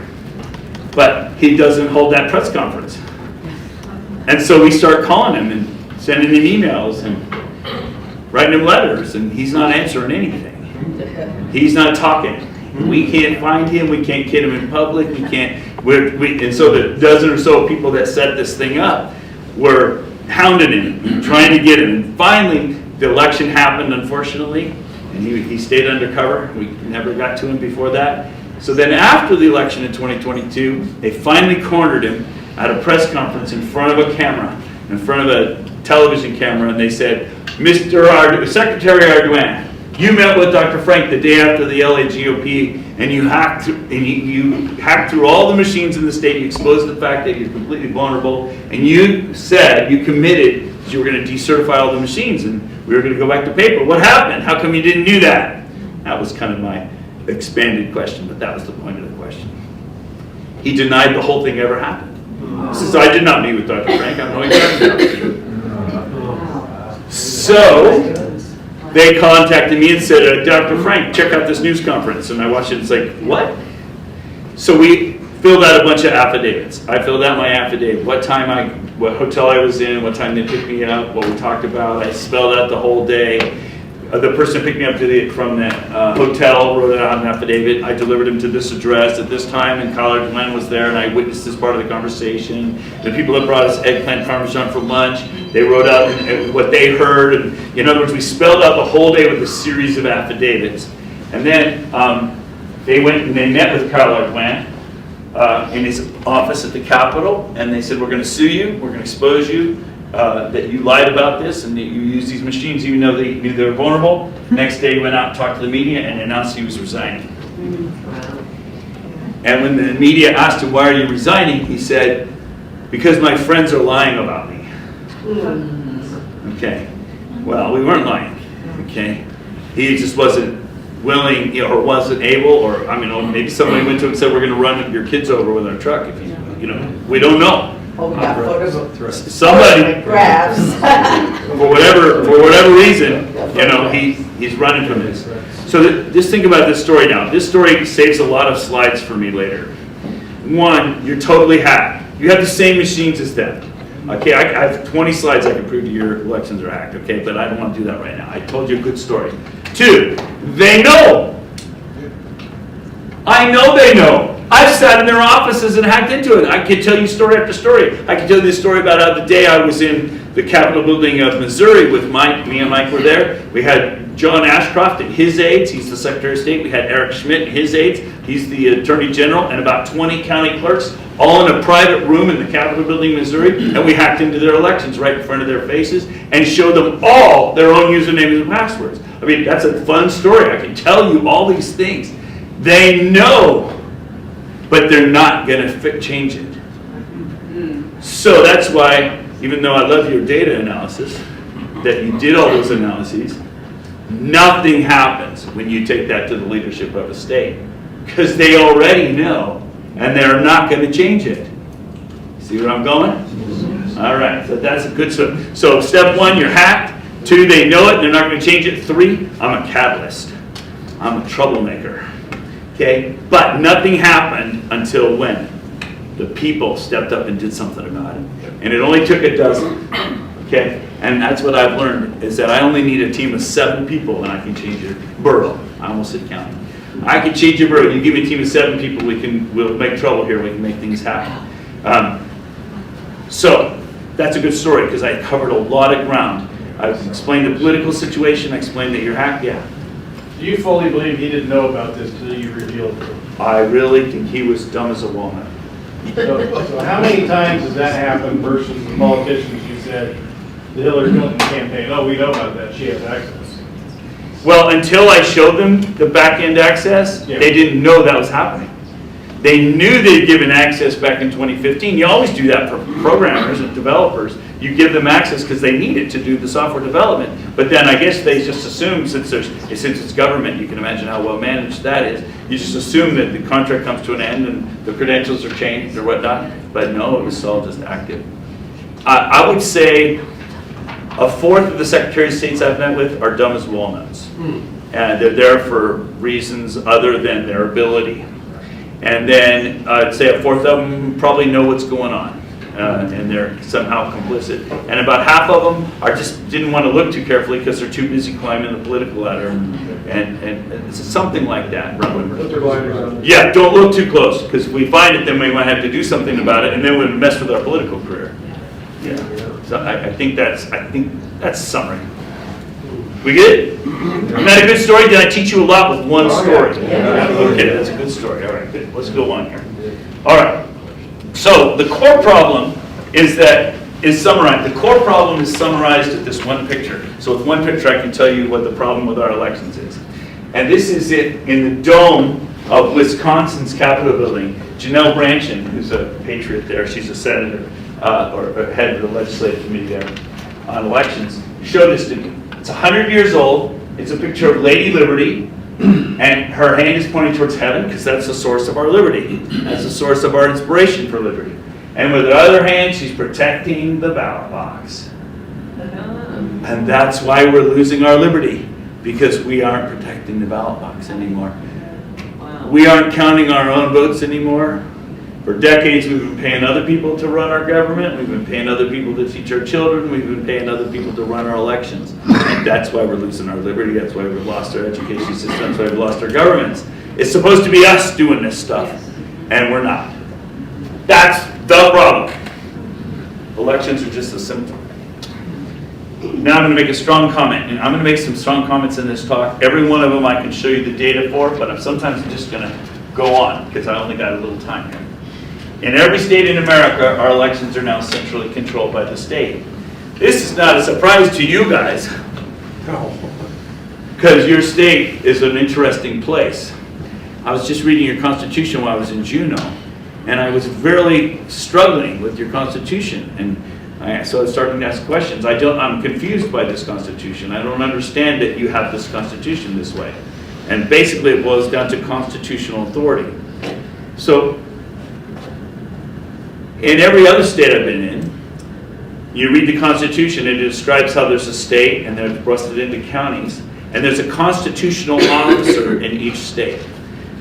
Who is, if I were just to ask you this question rhetorically, who in your state is responsible for protecting your constitutional rights?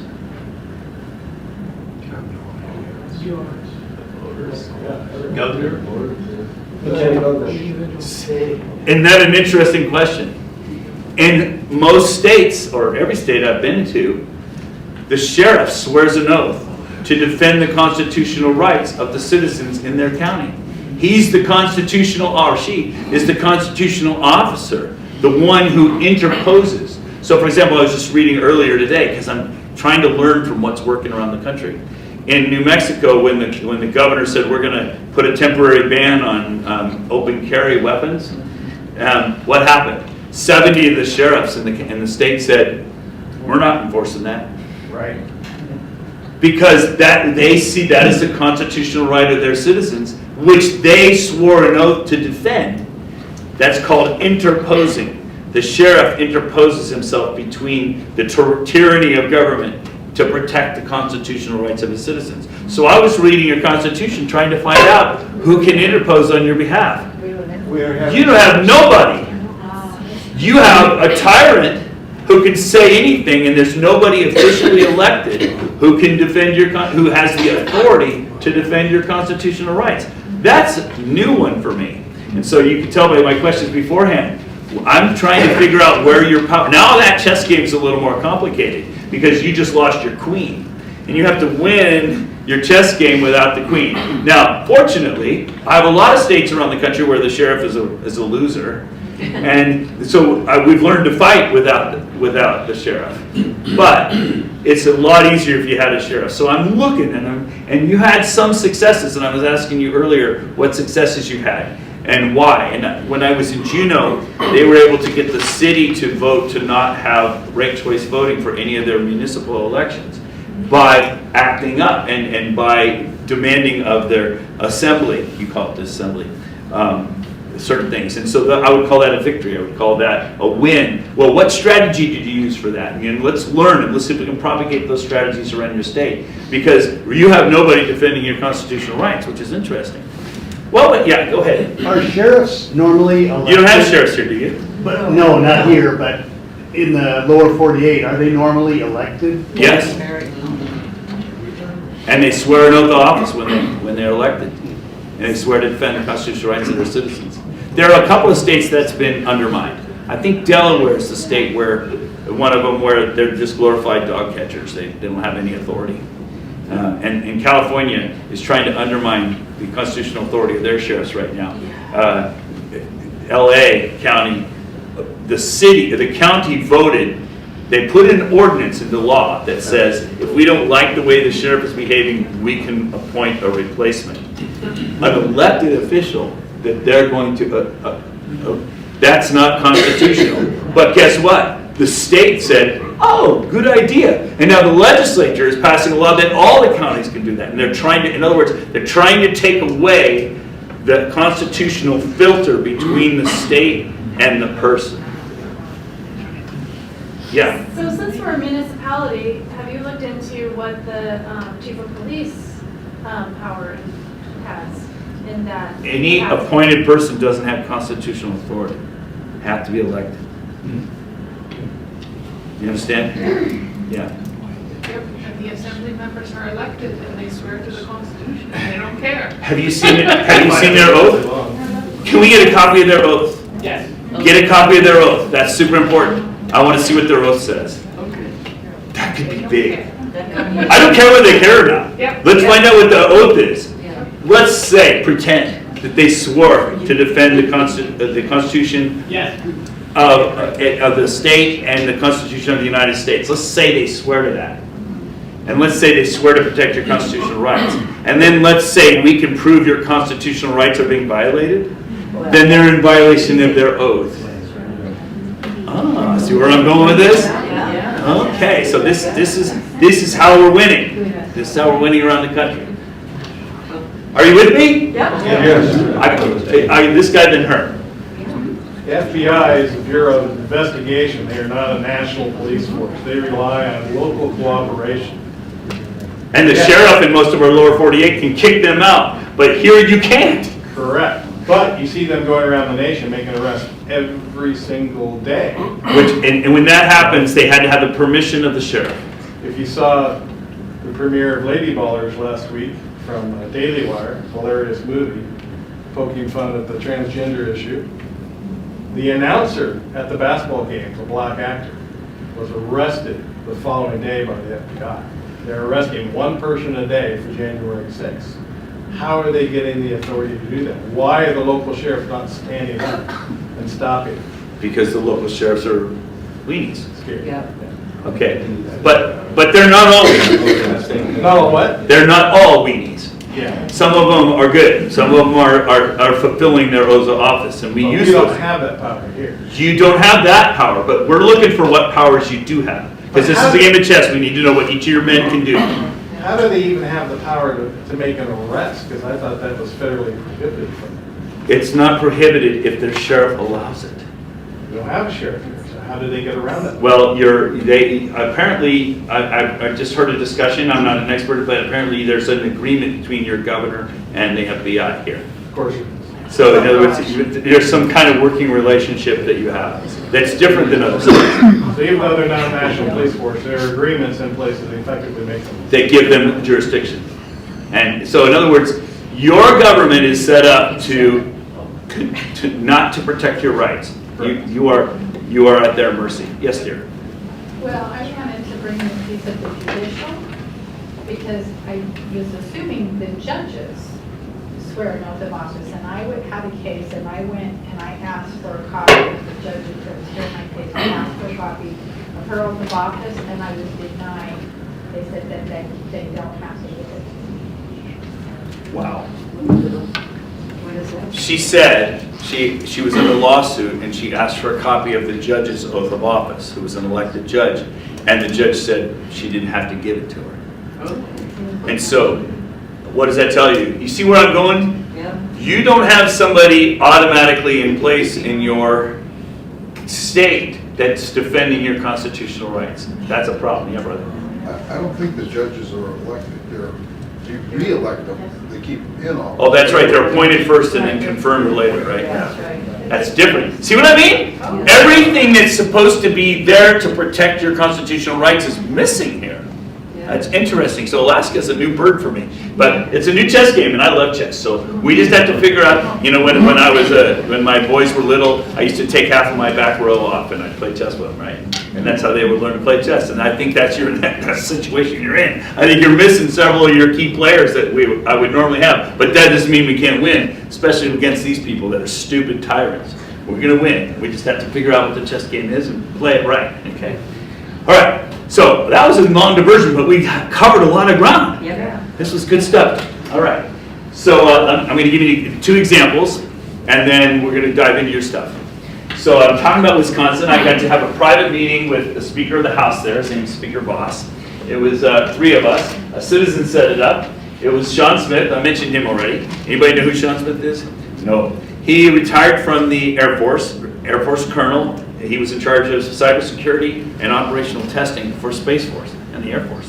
Okay, he's like really high-tech kind of guy into all the cybersecurity stuff. He retired in 2019, and then he is over 50 years old. He just wanted to go have babies, get married and have babies. And then the election happened, and now he can't do that because he swore an oath to defend our country against enemies, foreign and domestic, and we have domestic enemies right now. So he's re-engaged the battle. I travel the country a lot with him. Anyway, so Sean's job was to show Speaker Voss how hackable the elections were. My job was to summarize all the fraud that had taken place. I just noticed Jeff O'Donnell back there. He's the guy doing all the CVR analysis around the country. Anyway, so we showed that elections were hackable. I summarized all the fraud we found so far in Wisconsin, and then John Eastman, as a constitutional scholar for Trump, was there to explain how what to do. Now that you know your machines aren't safe, now that you know you have all this fraud, here's your constitutional authority, here's your constitutional powers. That's the purpose. So that was the meeting. It's an hour and a half long. And Sean did great. I was about halfway through mine. And he said to me, Dr. Frank, I just don't believe we have that much fraud in our election. I was describing about 350,000 cases. And I said, how can you say that? He said, because we've done recounts in our 3 largest counties. In our 3 largest counties, we did recounts, and they all came out right. Of course they do. And so I said, sir, it doesn't matter how many times you count the cash in the register. What matters is how many of the bills are counterfeit. Doesn't matter how many times you count the cash in the register. What matters is how many of the bills are counterfeit. Right? So same with our ballots. You can count the ballots any way you want. You can count them standing on one leg, you can count them standing on your head. The point is, are they the real ballots from the real people? Okay? And you have a huge problem in your state with ballot custody. And so that's the real problem. In fact, that's the majority of the problem. I'm going to cut to the end of this meeting for a minute. At the end of that meeting, he walked out of the room and he was ambushed by 10 television cameras. It was supposed to be a secret meeting, but somebody leaked it out. And they cornered him against a wall, and they were peppering him with questions, and he admitted to the world that there's more fraud in Wisconsin than the margins of the elections. The widespread fraud. Did you hear that in the media? This is why you shouldn't listen to them, because they're not telling you what you need to know. You need to listen to Mike Lindell's program, because that very night I was on that program, because I always call Mike when anything good happens, because I keep him in the loop on everything, because we're friends and colleagues. And he says, oh, I want you on the program tonight. I couldn't make it that night. Most of the nights I can't. But we described it that night. If you're not watching the Lindell Report, it's weeknights at 6 p.m. Central. And Mike he talks a lot, like me. But you don't need to listen to a whole hour of Mike. You can catch the top 10 minutes, you'll know what's going on in the country. It's sort of like Rush Limbaugh. You didn't have to listen to 3 hours. You just catch 10 minutes now and then. And he had his own shtick, Mike's got his own style. But if you just catch those first 10 minutes, you'll know what's going on. Anyway, I encourage you to do that. Now, let me show you one of the pieces of data. And so you notice that the story I'm telling you, there was another whole state that's corrupt that's been admitted officially as well, right? I'm teaching you things as we go. So in Wisconsin, I showed him these data. And now we're going to get this. You're going to love this. So what I did is I showed Speaker Voss the history for his 3 largest counties from 2009 to present. At that time, it was December of 2021. And I testified before the legislature under oath showing them these results. I testified on the 8th of December 2021. And what you'll notice in their 3 largest counties is right before 2012, month to month, their voter rolls suddenly grew. And as people voted, and then they took them out. Does that sound familiar? Yes. And then right before the midterm in 2014, their voter rolls didn't grow quite as much, but they took them out. And then right before 2016, the voter rolls filled right back up again for Biden versus Trump. And then after that election, they removed 25% of their voters from the voter rolls. 25% of their voters from the voter rolls. And they were all back again in time for 2020. And so I said to Speaker Voss, I said, how do you explain this? And his answer to me was, oh, those 3 counties, they have a lot of turnover. I said, 25% turnover? I said, besides, let's look at all your counties. All their counties. Okay. When I testified before their legislature and showed this, it sent shockwaves across the state because the people were being told, we can't have widespread fraud in our state because every county runs their own election.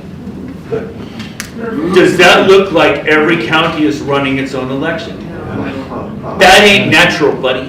That ain't natural. You get this point? This is a centrally controlled election. Okay. Okay, now, I mean, one other example, and then we'll be ready for you. Can I ask you a question about that graph up there? Oh, yeah, sure. The peaks look the same. See how it peaks and then you've got like, you know, it kind of descends a little bit, and there's a false summit that drops off again. Is that peak natural? Is that the natural fluctuation leading up to an election? I don't think any of that's natural. That ain't right. Yeah, it ain't right. But it's just, I'm just curious why you have the same behavior on each peak. I love that question. It sort of answers itself. If you watch that movie, Scientific Proof, I described 2 algorithms. One algorithm is how they're keeping the voter rolls full. Right. And the other algorithm is how they decide how many votes to cast for the voters. And this is related to how they're keeping the voter rolls full. Well, so that's an algorithm doing that. that's enough. What do you think? Do you think there's somebody? Do you think there's somebody in each county making that happen? Way, Jose. That's central. Yes. Yeah. Isn't that compelling? Yes. Okay, now here's Wyoming. Here's their 3 largest counties. In this case, I'm showing it in absolute numbers. I showed the other one in percentages. So this is their 3 largest counties. The state of Wyoming did not even know this was happening to them because nobody did this work. Okay? It took me 3 days to gather all these data. It takes somebody who knows what they're looking for. You've got to do them. And it's a lot of work. It's days of work. Okay? In fact, I'm about to show you yours for your state, and it is literally days of work for what I'm about to show you. Okay, I must love you. Okay. Nobody's paying me. I must do it out of love, right? I must do it out of love. But anyway, I want you to see, you know, one of the problems with this graph, if I were trying to criticize myself, I'd say, why are you showing this on a percent scale, Dr. Frank? Because whenever you see percentages, a little alarm should go off. And the reason I do that is because some of these counties are tiny. And so you can't see them, you know, if you put them all on the same scale. So now I show this one in absolute numbers. These are absolute numbers, and these are the 3 largest counties. And now I'm going to show you all the counties. And you notice this is, now it's an absolute scale. So I'm just showing you the raw number of people in every roll. But I don't want you to think I'm doing any funny business. It's just hard to look at the small ones, so we can put them on what we call that normalizing. We put them all on the same scale. And if I put them all on the same scale, what you notice is that every 2 years, it changes 25 to 20%. And it took Wisconsin 4 years to change that much.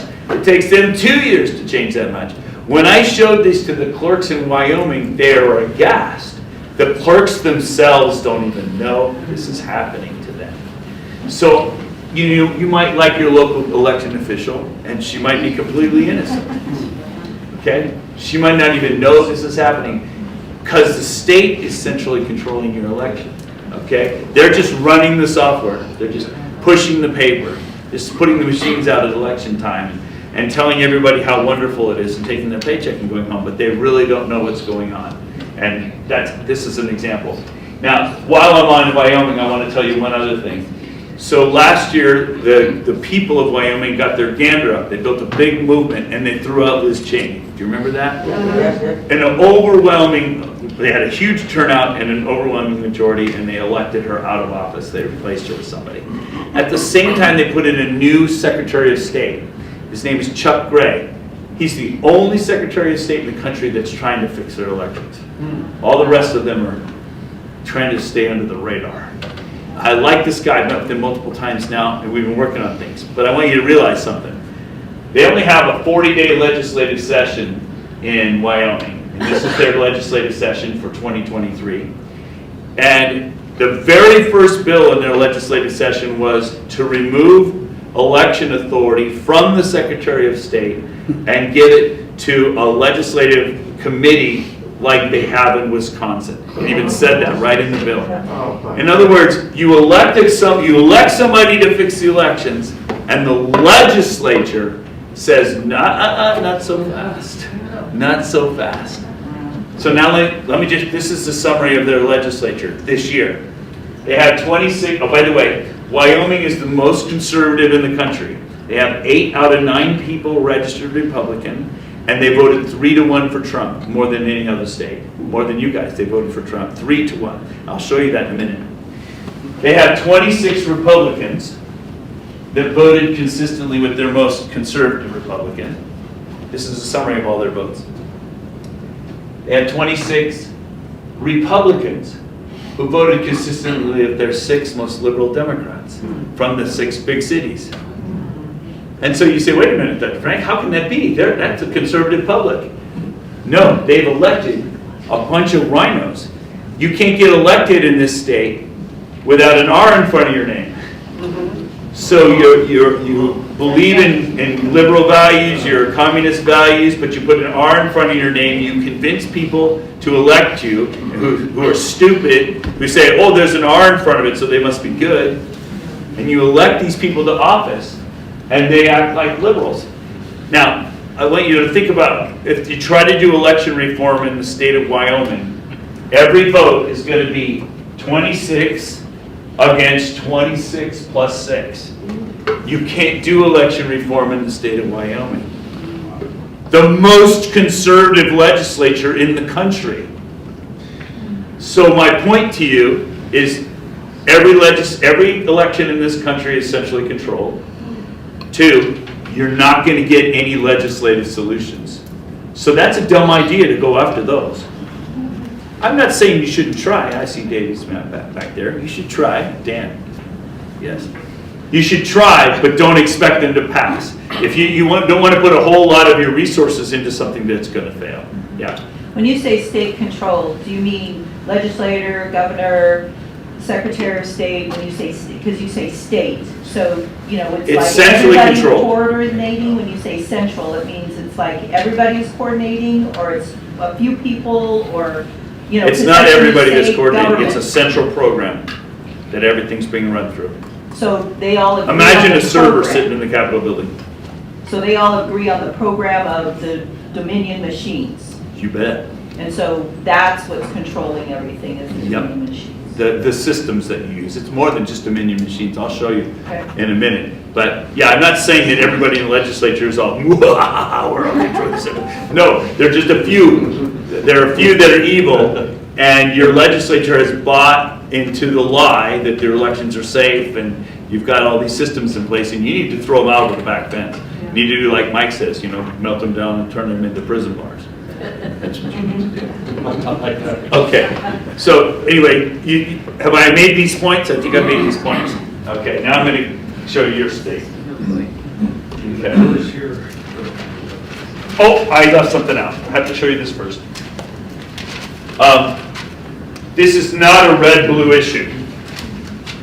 I'll give you an example of Kentucky. This is Kentucky. This blue curve is since 2017, how many people are voting age in the state of Kentucky. This is how many people are voting age. That's not how many people are eligible to vote. That's how many people are of voting age.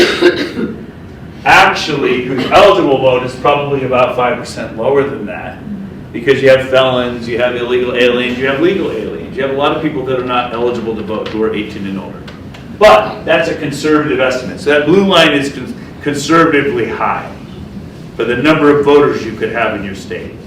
The black line is how many people are in their voter rolls. And you'll notice that some funny business happens here. Let's just zoom in on this a little bit. So first thing, I'm going to make another claim. In every state in America, every state, the voter rolls are growing faster than the population. You're no exception. I'm going to show you that in a minute. The voter rolls are growing faster than the population. And in Kentucky, there's a nice little extra bump right before 2020 where they put in even more, so now they have 105% of their voting age people registered. Okay? That can't be right, can it? Okay? Well, I'm not the first person to notice that, which is what this is all about. In 2019, Judicial Watch sued the state of Kentucky for having too many people in their voter rolls illegally, and they won the lawsuit. And then 6 months later, the ACLU countersued, and they put everybody they took out, they put right back in again. Okay? It was proven in court that they're not following federal law and maintaining the rolls properly. Okay? So if you go file a lawsuit, see why I don't like lawsuits. I don't mind, go ahead, do your lawsuit, but don't expect it to have a long-term effect, because I've been in too many of them now. They get undone. So it's sort of like I told you at the beginning. I'm not putting my faith in the legislators. I'm not putting my faith in the legal system. Where am I putting my faith? In the people. And I'm going to teach you what to do. All right. So anyway, that's one example. Another example is in Los Angeles County. Just this year, February this year, Judicial Watch won the lawsuit there. They had to remove 1.2 million people from their voter rolls out of 5.3 million. There are 350 counties around the country in this situation. Okay, this is like everywhere. This is widespread, not just you. But what's important that you know about this is within 2 months their voter rolls were full again, but not by putting back in the same people. They put in new people that are not real voters. Within 2 months, 1.2 million people filled the rolls right back up again. And there's an algorithm that controls that, and I discussed that in scientific proof. But the point is, people are like, as soon as I'm going to give you a copy of your own voter rolls. When I give that to you, you're going to go, wow, these voter rolls are dirty. We got to clean our voter rolls. No, don't waste your time on that. Get control of your voter rolls. Once you have control of your voter rolls, then clean your voter rolls. It doesn't make any sense for you to spend a lot of effort cleaning when I can just make them dirty from Ohio. Click, mouse click, boom, you're dirty again. I can put people right back in again. It's a bad idea. You need to get control. The best way to get control is just to have paper poll books, paper precinct books like we had for 200 years. That's the way we used to do it. We had precinct books. It was that simple. Anyway, that's another topic. I'll get there. All right, I needed to tell you about that. How is all this possible? Of course, all this is possible because of the machine's stupid. Okay, and this is the other question. What machines are being used? There's a whole bunch of things. It's not just that thing you put your ballots through. It's how they maintain the voter rolls. It's how they print ballots. It's how they mail ballots. It's how they receive ballots. It's how they do signature verification. All these systems, and you got an extra one. What do they call it? PFT? Yeah, that's integrated into it. You're like registering people to vote through that. I mean, all these systems are electronically connected to one another, and it forms a huge mess. Okay, and we could spend time talking about that, but I think it's a waste of time. I think we just need to get rid of all that, and like I said, we need to vote Amish. And one of the first things that your clerk is going to tell you, you probably already run into this. We want to vote on paper. She's going to say, oh, we have to have machines because of handicapped people. Have you heard that? Yeah. That's why they bought the Minion. That's why I was told, but that's why. Because for the handicapped people. Mm-hmm. That was the only company that provided a way for handicapped people. And they'll say, oh, federal law requires us to have machines for handicapped people.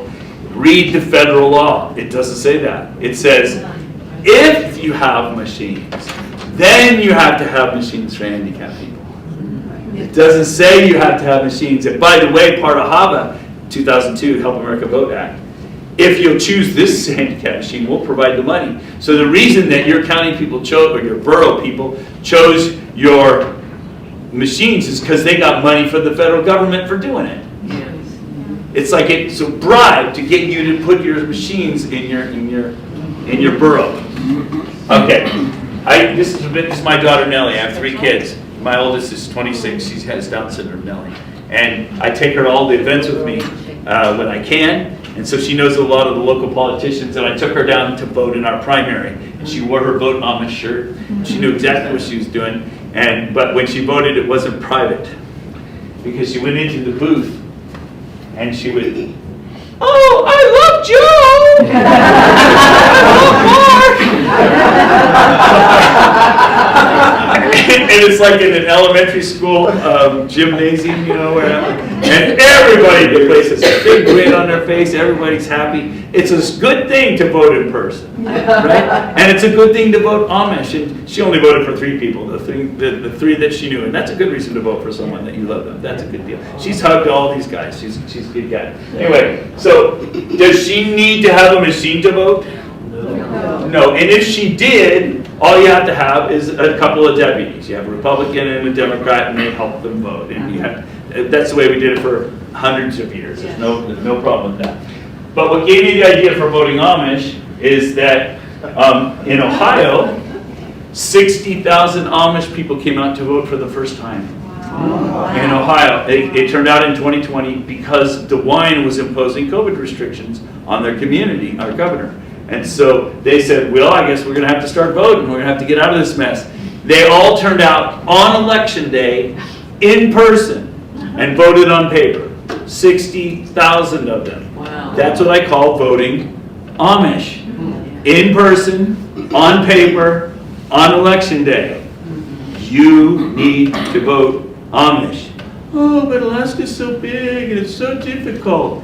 BS. That's right. Okay, if you can shop, you can go to a game, you can vote. Okay, and you need to vote that way because it's really the only safe way to vote. And when you say, well, I want it to be easy for me, you're just making it easy for the bad guys. Yeah. If everybody was honest and innocent, I'm fine. We can mail them to everybody. I'm good with that. But everybody isn't honest and innocent.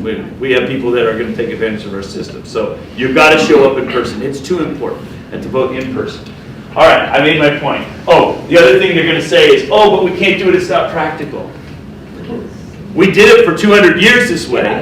And here's the way they do it in Europe. This is a picture from France. They have paper poll books, paper ballots. They put them in everything's transparent all day long. At the end of the day, they count the ballots by hand, and they report the tallies all in one day. All of Europe does it. You know, it's illegal to have electronic equipment in their elections in Europe. You know why? It's right in their laws. It's too vulnerable to hacking. It's too vulnerable to manipulation. It's against the law in Europe. Why? What's wrong with us? Okay. We haven't passed that law yet. Stupid, because we're dumb. So when they tell you it's not feasible anymore, they say, oh, we can't get enough volunteers. Yes, you can. In Shasta County, we have more than enough. Look at how fun this is. We call this the Cajun clothesline. We spent $47 at the hardware store. This is a 12-issue ballot, okay? And we have citizens counting and tallying the ballots. And since it's two-sided, we have people on both sides. They're not allowed to touch it. Deputy loads it, deputy unloads it. They did 1,000 ballots in 2.5 hours. But what I love about this is that this is being streamed, so everybody can watch it in your community. And right now, half of our people will never trust our elections again, as long as we have machines. If they could see this, they would at least trust the counting part. This doesn't solve whether or not the ballots are the real ballots or not, but it restores faith in the counting part of the process. So your people would re-engage the election process because they can trust it now, right? They can trust the counting part. I can go into detail, but you get the point, I think. Yeah, brother? Didn't they vote in person, or is that the absentee? Well, this is how we count the ballots. They said they counted. This isn't how we voted the ballots, right? That's another issue, and it's the bigger issue. But when your clerks tell you, oh, we can't do it by hand because it's not feasible, yes, it is. And it's 10 times cheaper. We've done studies all over the country. It's 10 times cheaper to run your elections on paper than it is to use these machines. And that would happen at every precinct level. Every precinct, yeah, brother. And and there's a camera on this side and a camera on that side. So if every citizen, if we wanted to know what the election is, they could tally their own tally and watch it themselves. Wow. So this would be the official tally, which is everything triple checked and quadruple checked because they're all doing it. Or you can check it yourself. You know, and if you were off one or two from what they did, you'd probably say, well, I must not have been watching, you know, because they all agree. But the point is it restores faith in the counting part of the election. But my absolute favorite part of this, absolute favorite part, is that it's all online.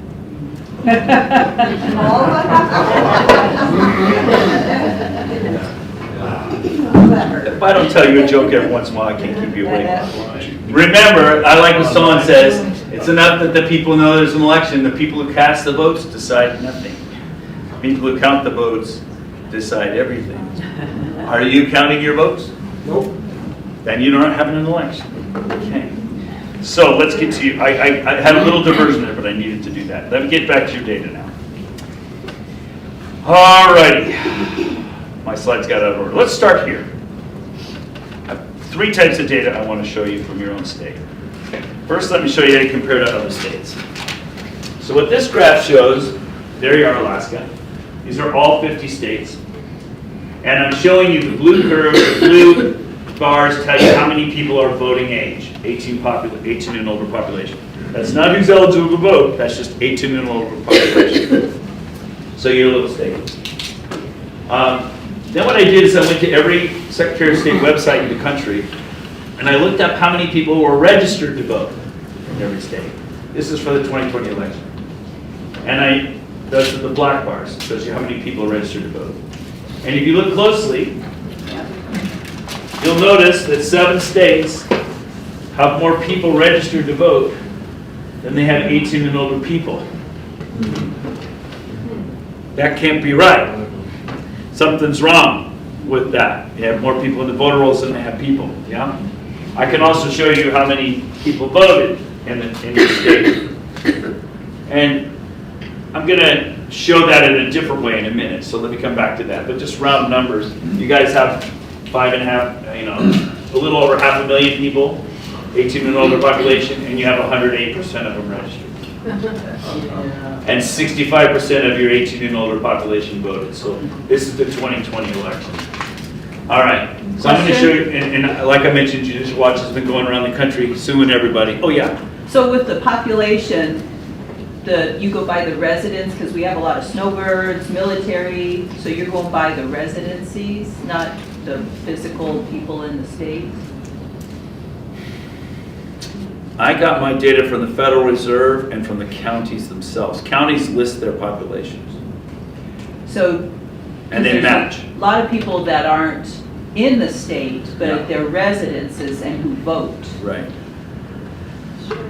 If they're residents here, they count here. Right. But that means they're registered to vote. But there's also people who live out of state that have Alaska driver's license that vote, and they're... Are they residents here? If they're residents here, they would show up in the population. Okay. So if they're... I mean, they can live somewhere else, but if they're considered a resident here. Okay. I mean, you have a place of residence. Okay. Right? You aren't a resident in more than one state. You're a resident Correct. in one place. Okay. Are we good? Yeah. Yeah. One additional thing is that we also have an inactive voter roll that would add about 60,000 additional eligible voters. Now that inactive voter roll has 120,000 people on it, but only 60,000 of them are in that purge category that can vote for 4 years. Yes. Two federal elections. So if you count the 60,000, we have 117%. It's even worse. This is considered the active voters. He's pointing out that you have a bunch of people that are considered inactive, that are not Still vote. Yeah, they can vote. but they can still vote. Yeah, because all you have to do is put them back into the rolls, stuff ballots for them, and then take them out afterwards. No, they vote, And I already explained that story to you. they actually go to the polls and they vote a provisional, Yeah. no question ballot. Yeah, that's correct. All right, so I just wanted you to see I'm not the only one that has noted this, right? So it kind of, that's credibility. I'm going to show you the same data on a different way, though. I'm going to show it on two axes because it's a simple way for us to compare all the states and see where you fit in. So across the bottom, I'm showing the percent of voting age people who are registered. And then across the top, I'm going to show you the percentage of your 18 and older who vote. So this is percent of 18 and older who are registered, percent of 18 and older who vote. So now when I've met with hundreds of clerks around the country, and they all say the same thing. I ask them the question, what percent of your 18 and older population do you have registered? And they all say, oh, about 60 or 70%, somewhere in there. So this would be typical. Somewhere in here, you should have 60 to 70% of your 18 and older people registered. You should never have more than 100%. That's stupid, right? It should be right about here. Now, I like the comment I heard before. I learned it, and I think it was you, Dan, who said it. You have only a 5-year average residency. So you're going to have a lot of coming and going. And so there should be a lot of comings and goings in your voter rolls. That would be normal, right? Okay. So if you weren't always here, if up in here somewhere, it might be okay. Because, it's constant. It's a constant battle to keep your rolls clean, Depends on the price of oil. Yeah, I mean, I wouldn't mind, but that's a lot. Yeah. Okay, now, this is the axis, we're going to say the percentage of people who voted. So let me just go over a couple scenarios so you can think about this graph. So imagine that you have a low turnout. Only 45% of the voting age people turn out to vote, which is actually about, historically, not too far off. And let's say your voter rolls are really dirty. Well, there's probably not a lot of fraud in that election. It's dangerous because you have all these names in the rolls that could vote. The reason I say there's not a lot of fraud is you have a low turnout. So there's not a lot of ballots coming in absolute numbers at least, there's not a lot of fraud. Or consider another situation where you have really, really clean voter rolls and a high turnout. That's what we're looking for. Clean voter rolls, high turnout. That would be America. Everybody votes. Woohoo! Our rolls are clean and everybody's voting. Maybe I should put this in the middle of the section. I probably should have. Next time I get my slides out, I'm going to fix that. Okay. So, in other words, what you don't want to be is along the diagonal. You don't want to have dirtier and dirtier and dirtier elections and more ballots coming in.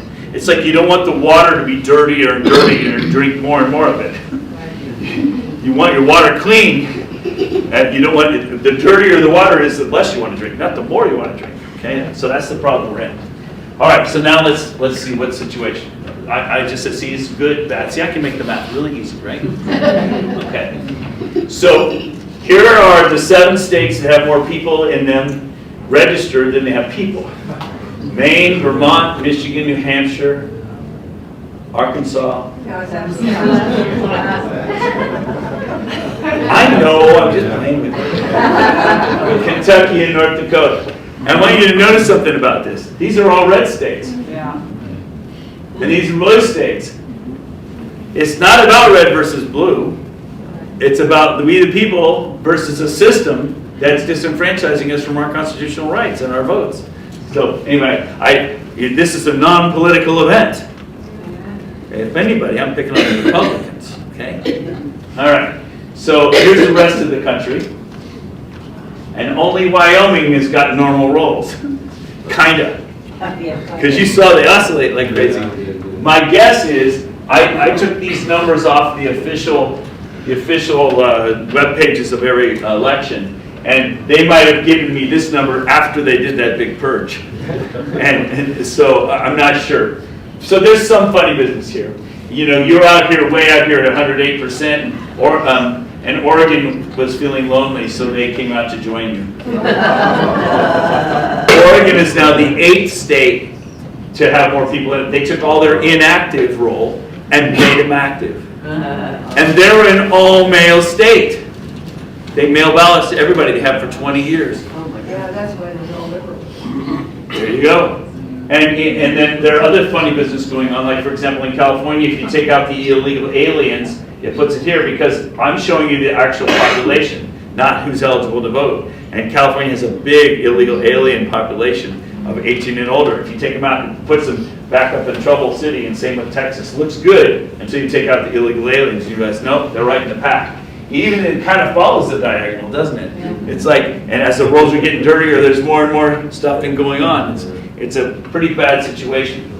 I just want to talk to you for a second about that, because that's an issue, and I just added these slides just for you. I'm a little out of order, but I want to show you this.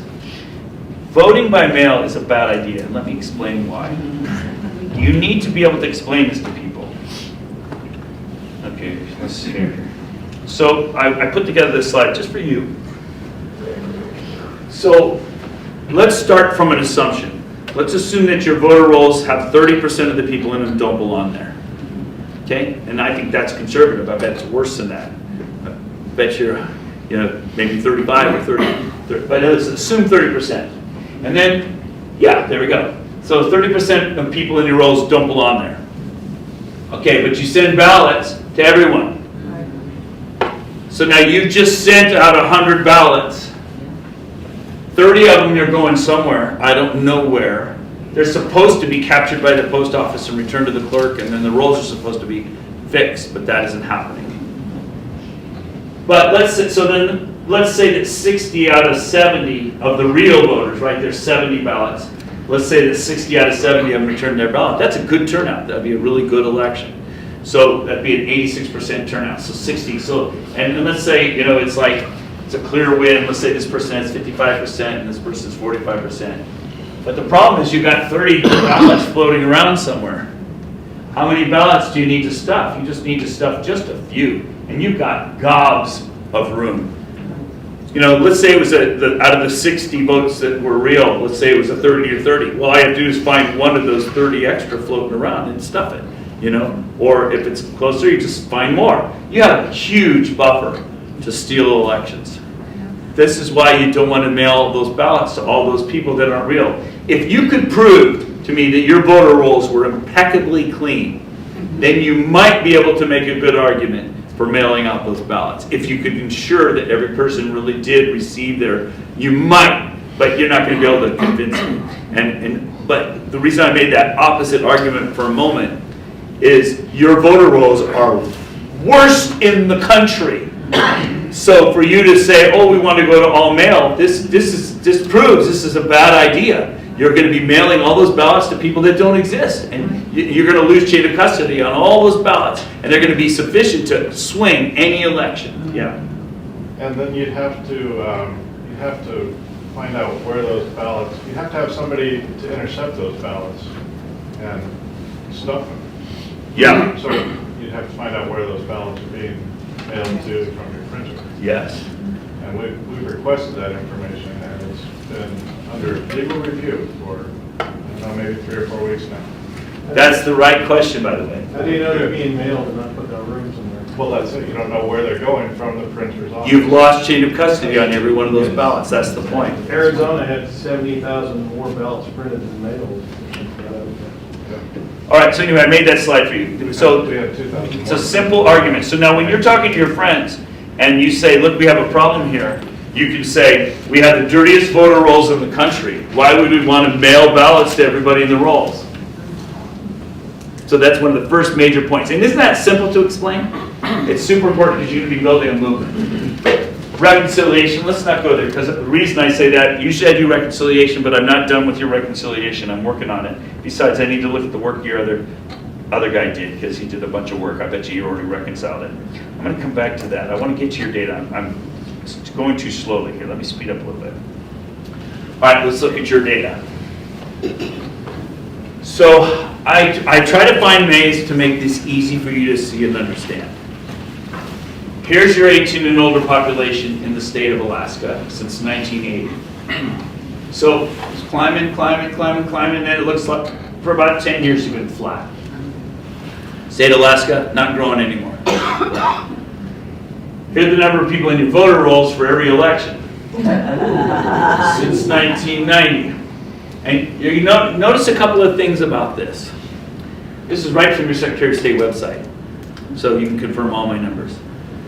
There's a huge surge in your voter rolls after 1992. You see that? That was right after NVRA, the National Voter Registration Act, when all the states were encouraged to increase the people in their voter rolls. 1992. What else happened in 1992? They elected Clinton. Right? Remember that? Anyway, so your voter rolls, you had everybody registered. No need to have any registration drive. You got everybody registered. Then it tracked pretty well for a while. Looks like you had a little cleanup. Tracked pretty well for a while, but then what happened here? You took off. Your voter rolls are growing faster than your population, just like every other state in the country. And this was explained to me. Dan, are you the one who said this? PFT happened right here? PFT. That's when you started adding everybody to PFT? Yeah. 2017. 2017? That would be right there. 2016, we joined Eric. Yeah, 2016 you joined Eric. Okay, gotcha. That also that's a big problem. So I just showed you your own data. You have more people in your voter rolls. I already told you it was 108%, but you can see that ain't natural. Some policy change you made, a policy change you made, now you have irrational voter rolls. What's question, does anybody know, is that when they started the ballot, the mail-out ballots in the state? So mail-out was 2018 in Anchorage. Anchorage, it That's was probably part of it. implemented in 2017, the mail-in system. That'd be a In different vote. Anchorage. That would be a different voter roll. That's- Just be an Anchorage. Yeah, that has. Now, you can do some simple math, and you can compare it, and you can say you have 45,000 more people registered in your state. Let's just make the math really easy. You have 50,000 more people, because you're going to be talking to your friends. You have 50,000 more people in your voter rolls, and then you have population, 50,000 out of about 550,000. Let's just make the numbers easy. You have about 10% too many people in your voter rolls, right? 10% more people in your voter roll than you have people. Because that's easy to remember. People like get a dime. They understand a dime. You say 17%, they're like, what's that? You know. But if you say a dime, people get that. Yeah. But that also does not include the felons and all the immigrants and the Canadians and everybody else. So it's actually more than 10%. Legislator Eastman is saying the blue line should be lower. He's right. I'm giving you a conservative estimate. Yes, yeah. I noticed this several years ago and sent an email to the lieutenant governor who's supposed to be in charge of our elections. And of course, that individual didn't answer. It was his chief of staff or something. And basically they said, yeah, we know that. We're not allowed to remove people from our voter roll. Basically it was the excuse that they gave me. So it's kind of like, yeah, we know it, but we can't do anything about it. So that's it's sort of like that same thing with HAVA, where they say, oh, you have to have machines because of handicapped people. That's a deliberate misreading of the law. If you die today, they can take you out of the rolls tomorrow. They don't have to wait. If you move today, they can take you out of the rolls tomorrow. They don't have to wait. What they're doing is they're telling you, we're not going to do anything until we have to, until we're forced to. And we're not going to remove people from the voter rolls until they've already missed 2 federal election cycles. And we're going to do it in the slowest way possible, and only when we have to, and they're still not even doing that. You understand? So your clerk today should be able to go in and take you out if you died yesterday. But they don't, because they rely on the state system. I just add one other thing. I think I might have got this from Dan, but you can request the database on where the ballots are actually sent. Yes. And on our most recent municipal elections here in Anchorage, every single state in the United States got a ballot from the municipality. And something like 100 foreign countries. Addresses. All over the world. All over the world. You're And that mailing was your our ballots all over the place. And that was our municipal election. Now, some of those are good. Some of those are UOCAVA, they call it. They're military people. Right, I know. And I'm 100% favor Right. of that. But you need chain of custody on every one of those. It just seemed a That's little the federal like election they're talking Yeah. about. over the top. It is, yes. I was And then told, over here. I was told by our clerk that they cannot take a voter off the rolls unless that person requests to be taken off. Yes. And I also have done a lot of door-to-door in this state, and I have talked to people, and I've done a lot of phoning. I've done for different campaigns. And I cannot tell you all the times I've talked to people from Buffalo, New York, or Michigan, or all, and they said, I've never even been to Alaska, much less ever lived there. They're automatically added. There are, how did they even get? Lots of ways people automatically get I added. know people who have left the state and requested they be removed from the voter roll, and they still get ballots. Yeah, I know that the whole point is, I see your hand. The whole point is the system is set up to not clean itself up. And you're one of the worst at it, and you're using like every excuse to keep your rolls as dirty as possible, as long as possible. And if they're not valid excuses, yeah. We get an extra 4 to 6 ballots at our house every day in the election. With your name? No. Other people that used to live there. People, no, they've never lived there. Well, Did I just prove why mail-in ballots are a bad idea?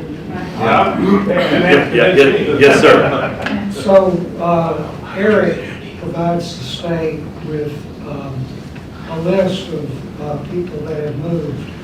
But they only look through the states that are Eric states. Right. They do not look at the rest of the country. If you move to a non-Eric state, the state doesn't know anything about it. The ones that they do know about, they send out a notice to get a verification Yeah. of their current address. Right. Only if someone says requests to be removed, then they remove them. If, Maybe. no, they do. I followed it. But when they remove them, they move them from the active to the inactive. Correct. With a VR code for voter requests. They keep those folks on the voter rolls for 4 more years. They actually keep dead people on the voter roll. I know. On the active, inactive list. Right. For 4 more years. Now, here's the thing, that of the notices that go out to people who have moved, probably 70% do not respond. They don't take any action on people who do not respond. People that are dead don't respond. Well, what I'm saying is, these are people that they know move, Yeah. they send a notice, they just don't care to respond. And HAVA says, if they don't respond, you should move them, you should remove them, Yes. but they don't do it. That's the point I'm making. Your state isn't even following the federal law anyway. I wouldn't be surprised if you're not getting sued by Judicial Watch. I'm surprised they haven't done it already. They've been suing all over the place. It's interesting. I'm surprised they didn't get to you yet. Because you're an open and shut case. You're an open and shut case. All right. I always double check my numbers by at least one other source. And this was from your own Secretary of State. Of course, and you can see your population is leveled off. So I just wanted to show you that my population is probably right. Now there are a couple of ways we could compare we could compare the population trend since NVRA, in which case you'd have about 200,000 too many people in your voter roll. So 200 out of 6, that would be about a third, 1 in 3. Or we could compare it to when you started this funny business in 2016. That's about 101,000. So let's say you're between 100,000 and 200,000 too many people in your voter rolls. That's an easy margin. When you start knocking on the doors, I mean, you just told me you're 6 ballots at your house that are extra ballots. Your voter rolls, when I show you copies of your voter rolls, they're so dirty. They're just full. Easily 1 in 3 of the voters don't belong there. Yeah. Another one you can compare it with is our PFD. And then you look at the adults who get the report out and says how many PFDs that were requested. Yeah. And it stays right under 500,000, and it's stayed that way for the last 6 years. just how that flattens out. It stays the same way as the top of that. Yeah. But it's down here at the 400,000 or just under 500,000. So it's consistent, the trend is consistent. The simple way to do it, if you don't want to use numbers, is you can say, our population hasn't changed for 10 years, but our voter rolls have increased by 20% or something. Your population is flat, but the voter rolls are going up. I mean, you don't need to use numbers that way. Numbers scare people sometimes. But now what I did here is I showed you how many people voted in each one of your elections since 1990. And you'll notice that there's a natural trend, presidential, midterm, presidential. People vote more in presidential elections than they do in midterms. Normally I have older data, but I didn't have it for your state. And I like showing the older data because I like showing that there's a natural kind of pattern to that. But notice that after you added the machines because of HALA, look at how your voting changed. There's a noticeable difference. It not only did it suddenly jump higher when your voter rolls surged, but also it became more volatile. And that is a trend I've seen all over the country. You know, imagine if they had kept the voter rolls right at 60 to 70%, right where they belong. What would happen? You'd have too good of a turnout. Nobody would believe it. You have to have all those extra names in the rolls so that you have names to use to stuff ballots for. You need a credit line. You need a buffer to work against. All right. I did notice, though, and that's why I made this graph, I noticed that that increase that we saw matches the increase in your voting in the last election. I thought that was an interesting correlation. It's not a proof of anything, but it's awfully interesting.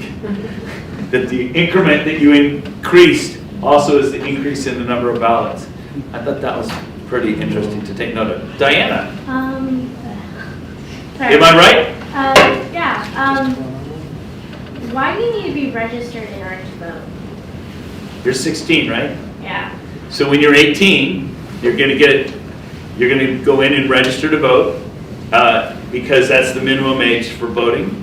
And the reason we want you register to vote is because then we know you have an intent to vote. And so when you do that, you'll show your ID, and you'll sign a form, and then when you go to the polls to vote, they'll bring that form up and they'll match your signature to that. And they'll say, oh, see, she wants to vote. Does that make sense? Yeah. If you don't do that, say you didn't do that, and then you went to the polls on election day, and they'd say, well, who are you? And you say, well, I'm Diana, I live here, I want to vote. And they say, well, how do we know you live here? How do we know you aren't from somewhere else and just coming here to steal our election? Does that make sense? Is registering good or? It's a good idea. It's like if you know everybody. When I was a boy, when I was a little boy, I remember the PTA coming around. Thank you for asking these questions.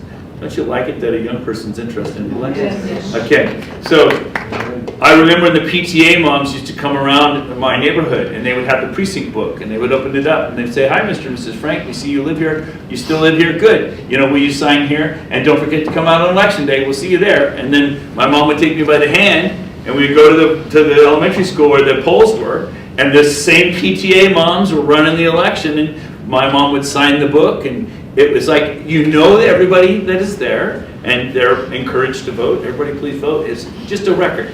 That's the way we used to vote in America, and it's the way we used to keep our elections clean. Because everybody knew everybody, and you can't add anybody you don't know. I mean, that's the way, yeah. Good question. Oh, I did your county. This is what I did this morning when I was supposed to be taking my power nap. So it's interesting that your population in Anchorage it matches the kind of statewide shape too, because you are so big. You're one of the bigger ones, so you're kind of dominant. But in your case, your population is shrinking. So the Anchorage population is going down, but your rolls are growing up. That's an even stronger statement. You can say the state is level, but the state's rolls are growing up. Our borough, I almost said county, our borough is declining, but our rolls are going up. See, that's simple, right? Anybody can understand that there's something wrong with that. Simple as that. And by the way, you're 18,000 more I would just round it up. I would just say 20,000, make it easy on yourself. Got about 20,000 too many, yeah. I think that's very fascinating because our city, our municipal elections use our state voter rolls. And I asked, I said, why doesn't the city of elections, the city of Anchorage have our own city voter rolls? And Yeah. they said, well, the lieutenant governor said because the majority of the people in the state live in Anchorage, it's okay that we can just use our rolls. It's just easier if we do that. It's just easier to let somebody else steal your election. Yeah. All right, let me show you one more thing and then I'll take questions if you'd like. You notice I can go for hours, so I got to limit it somewhere. Let me show you this one thing and then I think that's a good place to stop. But I'm happy to take questions. I ain't running. I ain't got nothing else to do today, right? Okay, good. So when did all this start? Because this includes you. And so I asked that question too, especially after, let's see. After I been doing this for a while, and it was Christmas a couple years ago, I guess. I graphed the population since 1960 for everybody in the United States, and for 18 and older, sorry. And it's just kind of steadily climbing, yes? And then I graphed the turnout for the whole country, and then I graphed the number of total votes for the whole country. And I noticed an interesting inflection point right at 1996. And then, so the whole country exhibits a big change in 1996. And that was interesting to me. And when I saw that, I thought, well, gee, are people suddenly becoming more patriotic? No, there's something going on here. There's something going on here, right? And then that's when I researched it and found NVRA, National Voter Registration Act. Okay, that happened in 1993. But anyway, so I asked myself, what happened in 1996? And the number stuck in my head. I know that number from somewhere, 1996. Where do I know that number? But I didn't remember at the moment. But I made a graph. I showed, well, here's the trend in population, and here's the number of votes. You notice that the voting is growing faster than the population. The voting is growing faster than the population. Well, by about how much? Well, it's about 30 million, which is about 10%. Have we heard that number somewhere before? 10%? Okay. So, but then I remembered where the 1996 number came from. So remember I told you when I was in Pennsylvania, I got to have anything I wanted. So I was working in Montgomery County. So I asked them for the voter rolls for all time. For all time. Starting from 1900 to 2020. And I can graph versus age how many people got registered to vote. So this would be like for you, Diana, the year you get registered to vote, you're going to show up right here. This is the young, this is the old. So you notice that the most common person getting registered to vote are the new 18-year-olds, which makes sense. You have a new crop of those every year. Some older people are getting registered to vote. Those are probably people that move in and they get registered to vote locally. But the majority of them each year, going back in history, were the 18-year-olds. Except for 1996 in Montgomery County. There's this huge blob. And I made this graph, Christmas Eve, because that's when we were fighting for our country in Pennsylvania. I was working day and night. I made this graph to show the legislators your voter rolls, or something's wrong with your voter rolls, even back here. Because remember, I found another 50,000. I'm not even showing those. That was here. Because this was up to the election, not including, well, up to the year. It didn't include the election data. So I didn't get to show them the new blob of 50,000. Oh, this blob has 50,000 people in it. 10%. But what was weird is I looked up these people, none of them voted. So in other words, when NVRA happened, the state, by some means, added 50,000 more people to the voter rolls in Montgomery County who didn't vote. And they didn't vote in 1998. And they didn't vote in 2000. But 10,000 of them voted in 2002. And 20,000 of them voted in 2004. And 30,006 and 40,008 and 2010, all 50,000 of these people voted. What am I describing? I'm describing you stuff the rolls with a bunch of people who are not real voters. And then over the next several years, over the next decade, maybe a decade and a half, you gradually vote for them. Then they're not inactive because they voted in a federal election. Then you essentially develop a whole crop of ballots you can stuff every year that nobody knows. And you convince your public that you're switching from being a red county to a blue county, and nobody questions it. It's those crazy Californians moving up here. They're ruining our state. I've never heard any of you said that, but I bet you some you heard that. See where I'm going? How did I predict that? Because I hear that in every other state. If the people leaving California are not the wackadoodles, they're the conservatives that are trying to escape. You see where I'm going?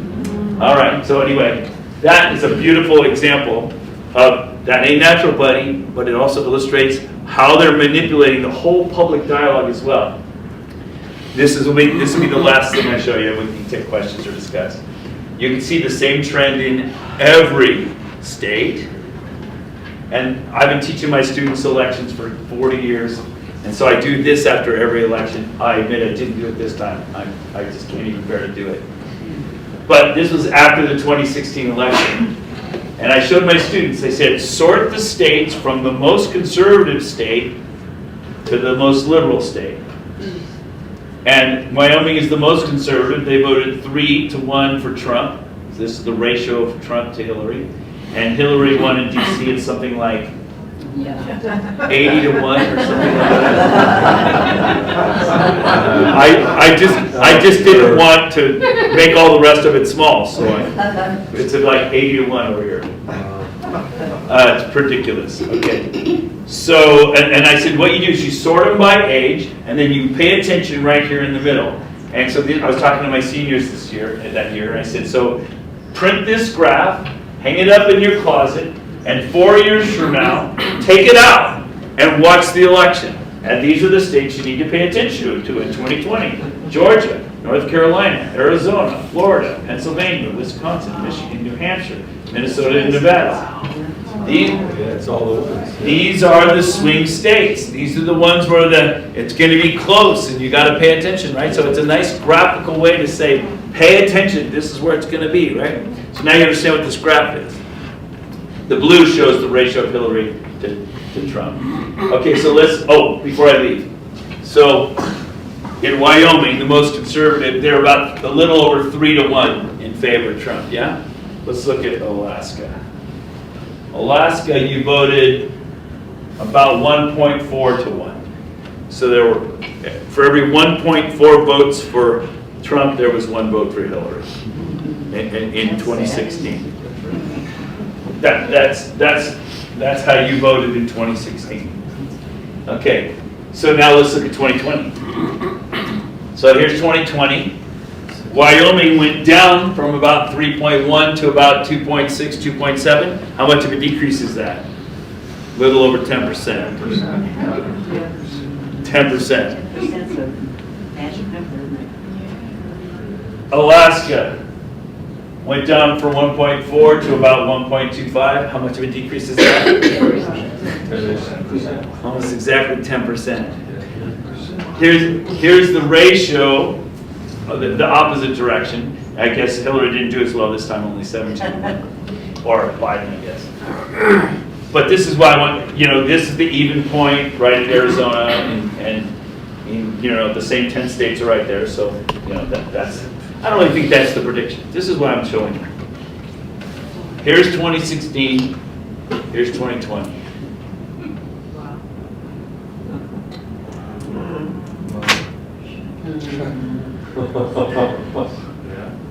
What do you see? Nothing. Every single state did 10%.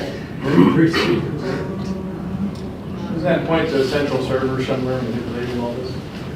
Yeah. And remember my graph that showed that we have about 30 million too many, which is about 10%.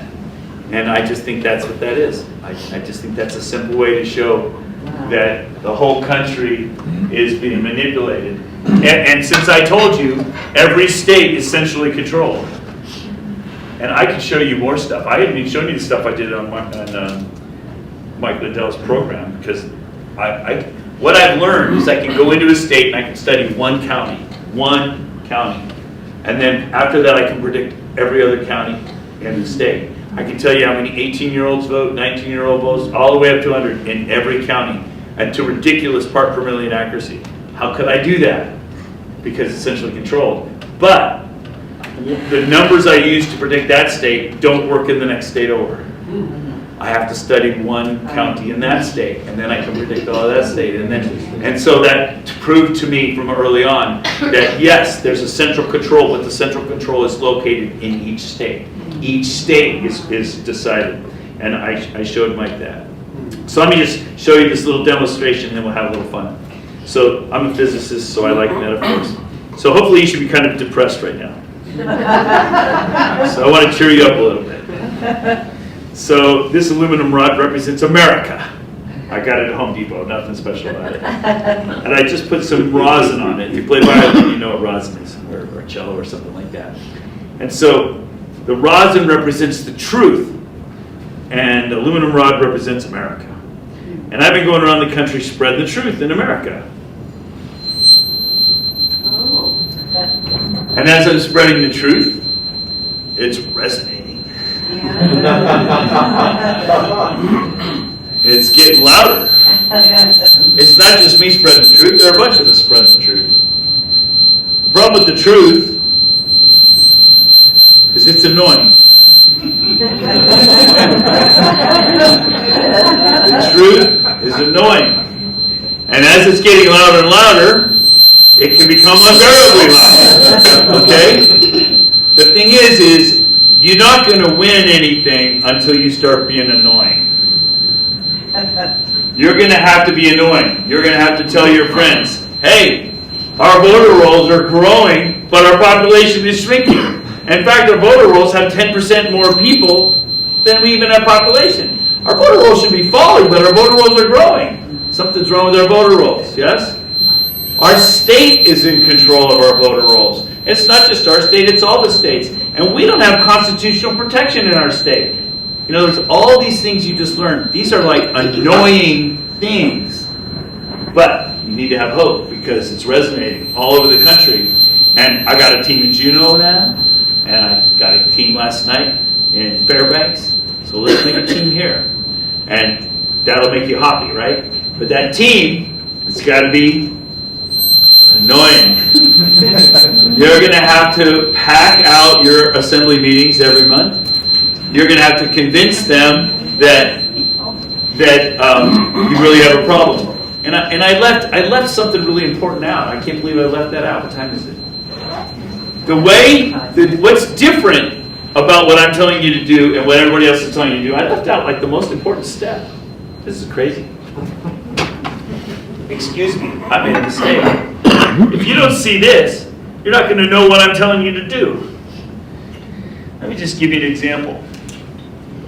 I made a print out. I just took a screenshot of your voter rolls. Let me just find that. Where is that thing? It's right. Just give you an here. I just did a screenshot. I left out the age stuff too that I did for you. All right. Maybe you can stay a minute more. I'm going to give you a copy of your voter rolls, and I'm going to give you algorithms that help you identify where the problems are. And this is just a copy of your voter rolls from, I don't remember, District 4. It's just an example. Here's I have shading. So, like these people live at the same house, and these people live at the same house. Only one person lives there, one person. See how I've shaded it? So you can recognize the number of people. So you notice, for example, that this one here, they have 4 people that live at that residence. And they'll have different last names. But they all live at that same residence. And these 2 voted there in the general election. I want to knock on that door. I want to find out who are these people. That's a suspicious residence. So your house, you're receiving ballots? Did they vote? You don't know? I don't know. Let's look it up. I have a running joke because I make a little sticker that says I voted and I voted and I voted. Because I could be submitting those. What if we look and they are voted? Yeah. And I don't think it's you who did it. Right. See where I'm going? Why is that important? Because think about it. Let's use this example. So what's your name again? Tom. Tom. So let's use Tom's example. So let's say that Fred's ballot showed up at your house and somebody actually cast a ballot in Fred's name. They just nullified your ballot. So what just happened is your constitutional rights are violated. You have a constitutional right to your ballot, and somebody else just deprived you of it. What do you do when the governor says, we're going to take away your guns? You say, come and take them. Come and take them, right? You nullify that policy. You nullify that policy because that policy deprives you of your constitutional rights. So they can't, you have a right. You have not merely the right, but also the obligation to defend your constitutional rights. If the system they're using is allowing fraudulent ballots into your system, every one of those fraudulent ballots is depriving one of your citizens from their constitutional rights. Every one of those. That empowers you to say, you are depriving me of my constitutional rights. We can't use this system anymore. And if you continue to use this system, you are depriving me of my constitutional rights. See that? Okay. Now this is what I always want teams to do. We find 200 of these.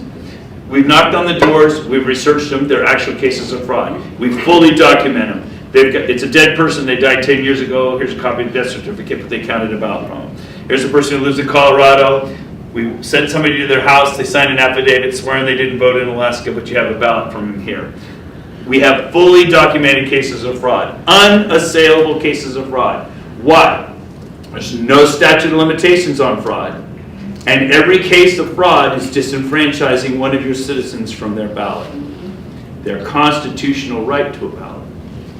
So now once we've got these 50, and this is a 2-hour training class, so I can't give, this is why I skipped over it to it. I jumped around at the beginning, remember, and I messed up my presentation a little bit. You have 50 cases, and what you do is you go to your next assembly meeting, and you get in a line. How long do you get to talk? 3 minutes? Yeah. 2 They minutes? give us time at the end, they took away the time at the beginning. Okay, so you give 10. But if 30 of you lined up, you'd each get 2 minutes? Yeah. 3 minutes.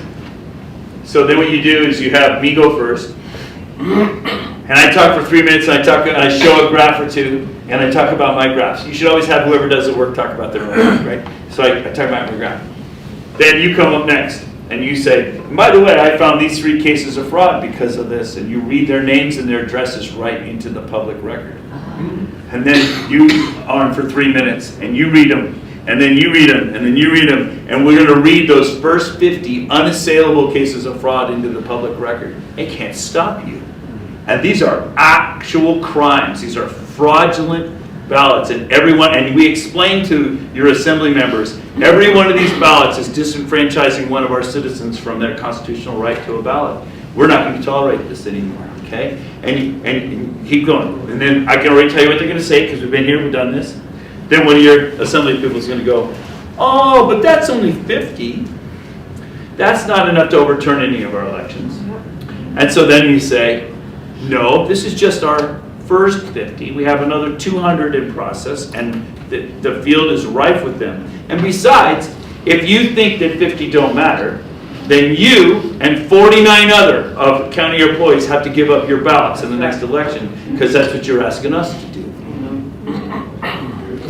You are depriving us of our constitutional rights. Now, when you start doing this, they cannot withstand this. Let me tell you why. They are saying to your face, they're going to use a system that disenfranchises you from your constitutional rights. They can't do that. They can't say that. So what happens is, you say you have 3? 3? I bet you will get those 3 to say, yeah, we got a problem. We're going to have to deal with this. And let's say, pretend, out of 11? 20. let's say that the other 9 say, oh, we're not going to do anything, Oh, we're going to have to investigate, and they want to drag their feet. Then, this is where the super moms come in. And they start picketing the offices. And you start picketing their homes. And you start picketing them when they go to the grocery store. And when they drop the kids off at the elementary school. That's a great one. In Shasta County, one of the ladies, their commissioners, she dropped her kids off at the elementary school, and the super moms were there with their signs. Miss Smith won't defend our constitutional rights. And so the grandma had to explain to her grandchildren why she wasn't defending their constitutional rights. And the children had to explain to all their classmates at the elementary school why her grandma wasn't defending their constitutional rights. That's a beauty. Okay, we're exercising our First Amendment rights. We have the right to do this, and we're fighting a First Amendment war, okay? And when you're doing this, boom, boom, boom, they cannot withstand this. And what happens is, in Shasta County, for example, she quit the next day. That grandma quit the next day. And then another one quit in sympathy with her because we were making his life miserable too, okay? And so then we had 2 openings, but because we'd been building a movement, we had a big election with a big turnout and an overwhelming win, and we replaced one of them. And so in that commission, we had a 3-2 majority, and we just month by month, we just began systematically undoing all of the past damage. First month we voted to get rid of the machines. Next month we voted not to get any new machines. Next month we voted to get rid of the poll books, electronic poll books. Then in other words, everything just over a course of about 6 months, where every month we had studies and investigations. The assembly, in that case, they're called commissioners, we call them assemblies. They just voted to get rid of everything, and now they're completely paper poll books, paper ballots, hand marked, hand counted, hand tallied. The whole thing is, and now they're in control of their elections. So, but it's all predicated on you finding the fraud. You need the fraud. Until then, it's just statistics and numbers and graphs, and that doesn't work. But you still need the statistics and the numbers and the graph, because that's how you're going to explain to your friends, yeah, our rolls are a wreck, we got more people in the rolls, and we're mailing ballots out, so all these fraudulent ballots are coming in, and every one of these fraudulent ballots is just franchising us from our ballots. And by the way, here's some examples of the actual fraud. That's what's missing in almost every movement before this, is people don't actually show the actual fraud fully documented, and all it does is make us all look stupid. Makes us look like a bunch of wackadoodles just screaming bloody murder. And we don't win that way. You win, it's sort of like going to your assembly and saying, oh, the death rate's going up in our town. And everybody wrings their hand and say, oh, that's horrible. Yeah, drop dead bodies in the middle of the assembly meeting every month. And then things start to happen. You need the harm. You need to show the fraud. That's where we come in. That's what I'll teach you to do. I'll help you to, and I just gave you this copy as an example. And there was one other thing. I spent so much time on this. You have to see this. This is several days of work for me. This is for your state. I did this so you could see. This first curve is since 2004. The number of 18 and 19-year-olds in your voter rolls, month by month. Kind of like I did for Wisconsin, only I broke it out by age. You know how much work this was? Okay, so this is your 18-year-old. So look what happened. And before the 2004 election, your rolls kind of surged. That's kind of normal before an election of 18-year-olds. And then it just steadily fell off as the 18-year-olds went away to college or left or went somewhere else.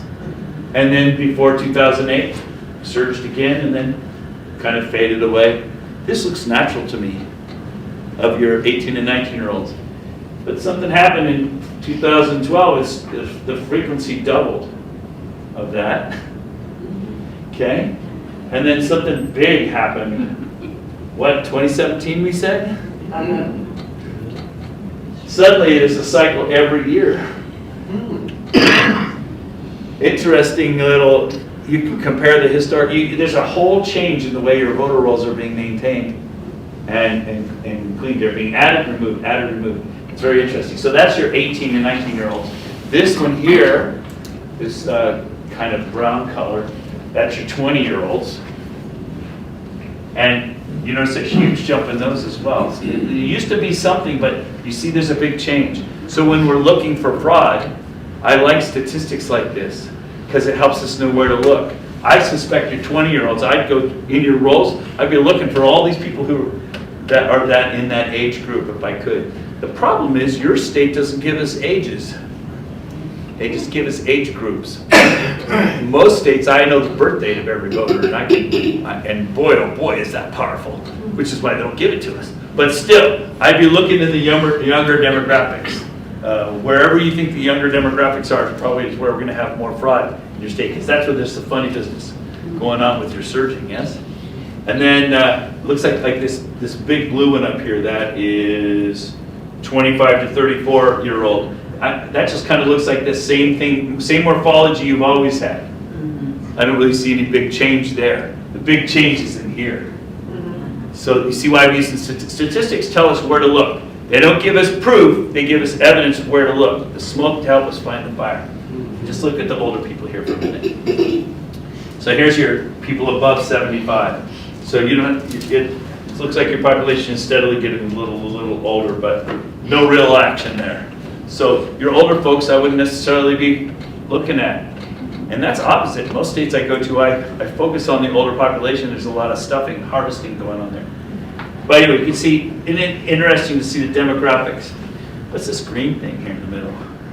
That is your 35 to 44-year-olds. Guess we can kind of see it if we look at an angle. So there's been a surge there too. Suddenly you have more 35 to 44-year-olds in your voter rolls for some reason.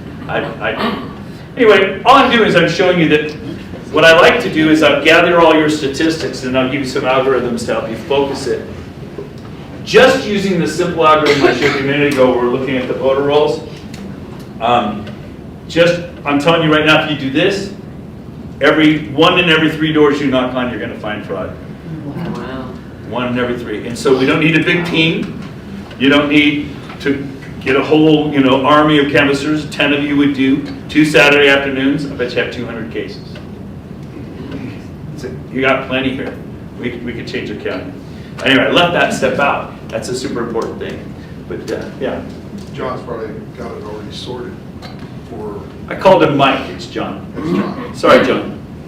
And John's got it sorted. Probably have all that walking list already developed.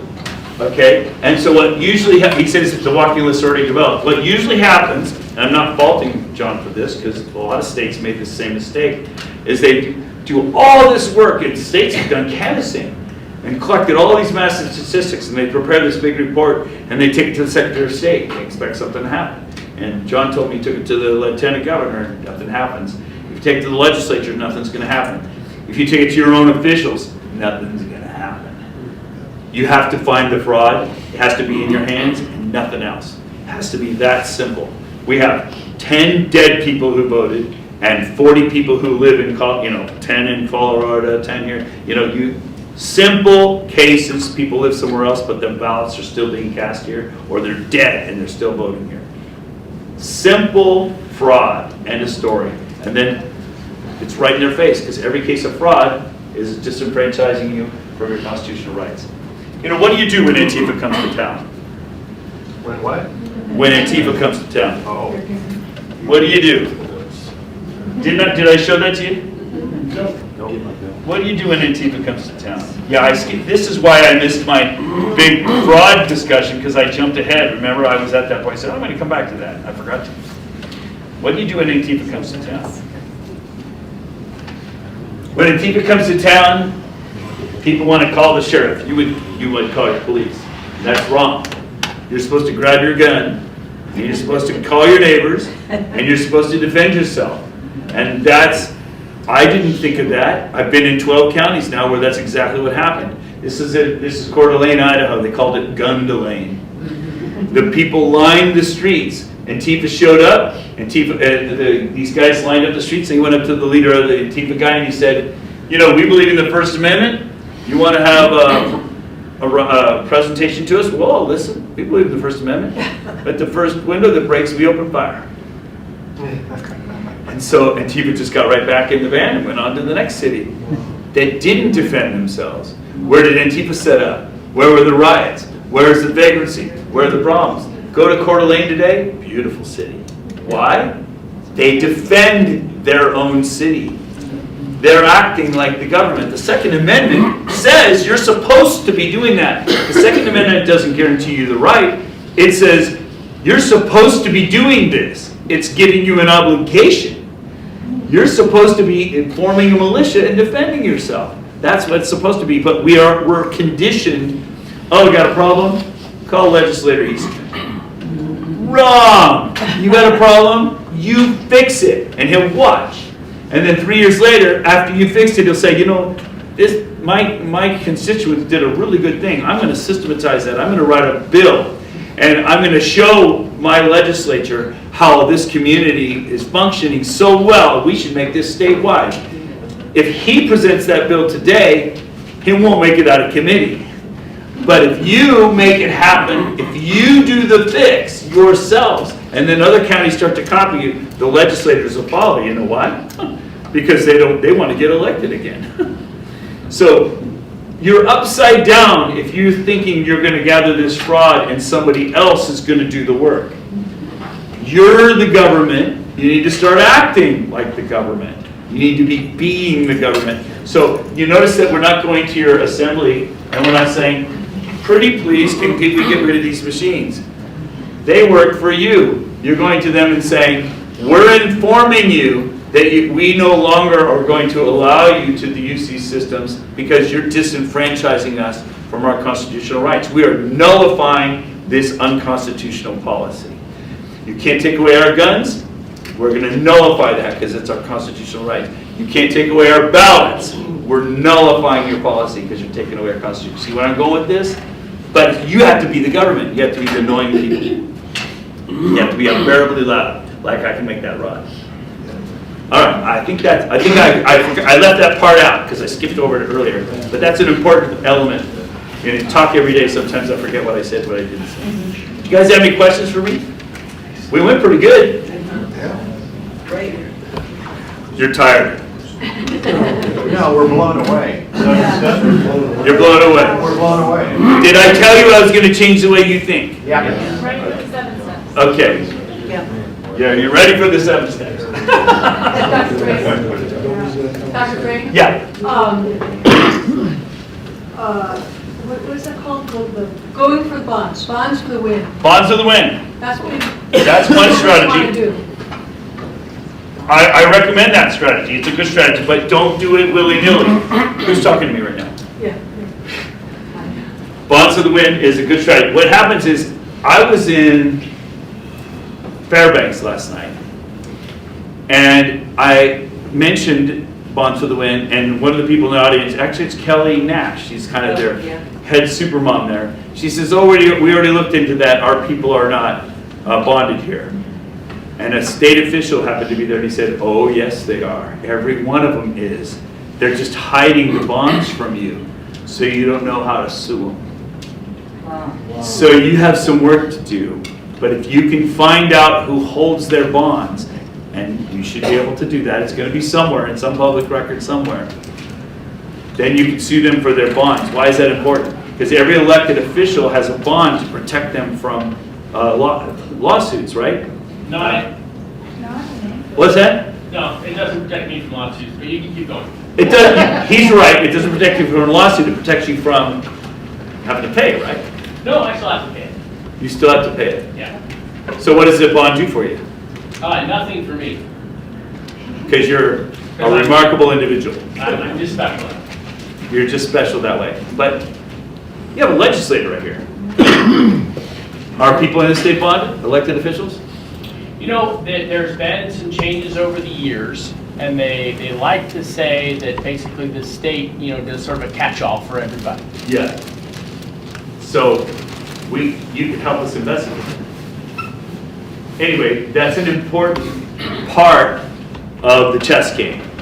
Like sheriffs are an important chess pool and bonds are important, but it's not our only chess piece. But one of the things showing you the 7 steps.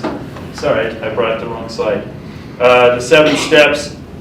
The first step is getting connected, because you're going to learn from everybody else what they're doing, and that's just one of the things to do. And then Then you're gonna form a team, and you need at least 7 different people on that team, and 7 basically specific functions. You can have more than 7, but I recommend you keep it small at first.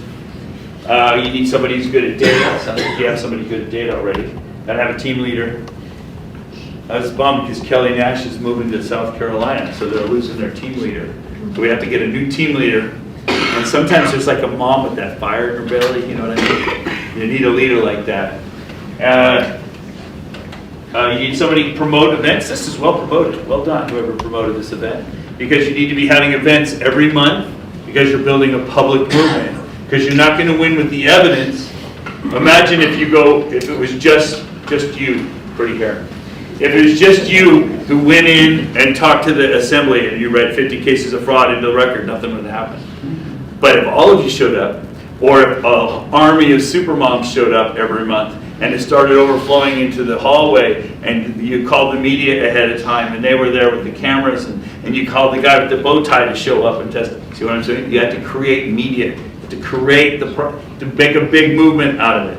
So you need somebody who's a good promoter, you need a recruiter. All right, I'm gonna ask you a question. Do you have any good churches in this town? Yeah. If they're a good church, will the pastor host an event like this there? Oh, yeah. That's what you should have done. You shouldn't have rented this. You should just host it at a church. Let's get the churches engaged. Let's get the pastors engaged. Let's recruit the Rotary Club. Let's recruit the churches. Let's get everybody involved. Don't spend money on this. You know, give to me. I got to buy a plane ticket. Okay, I'm being playful. You see where I'm going?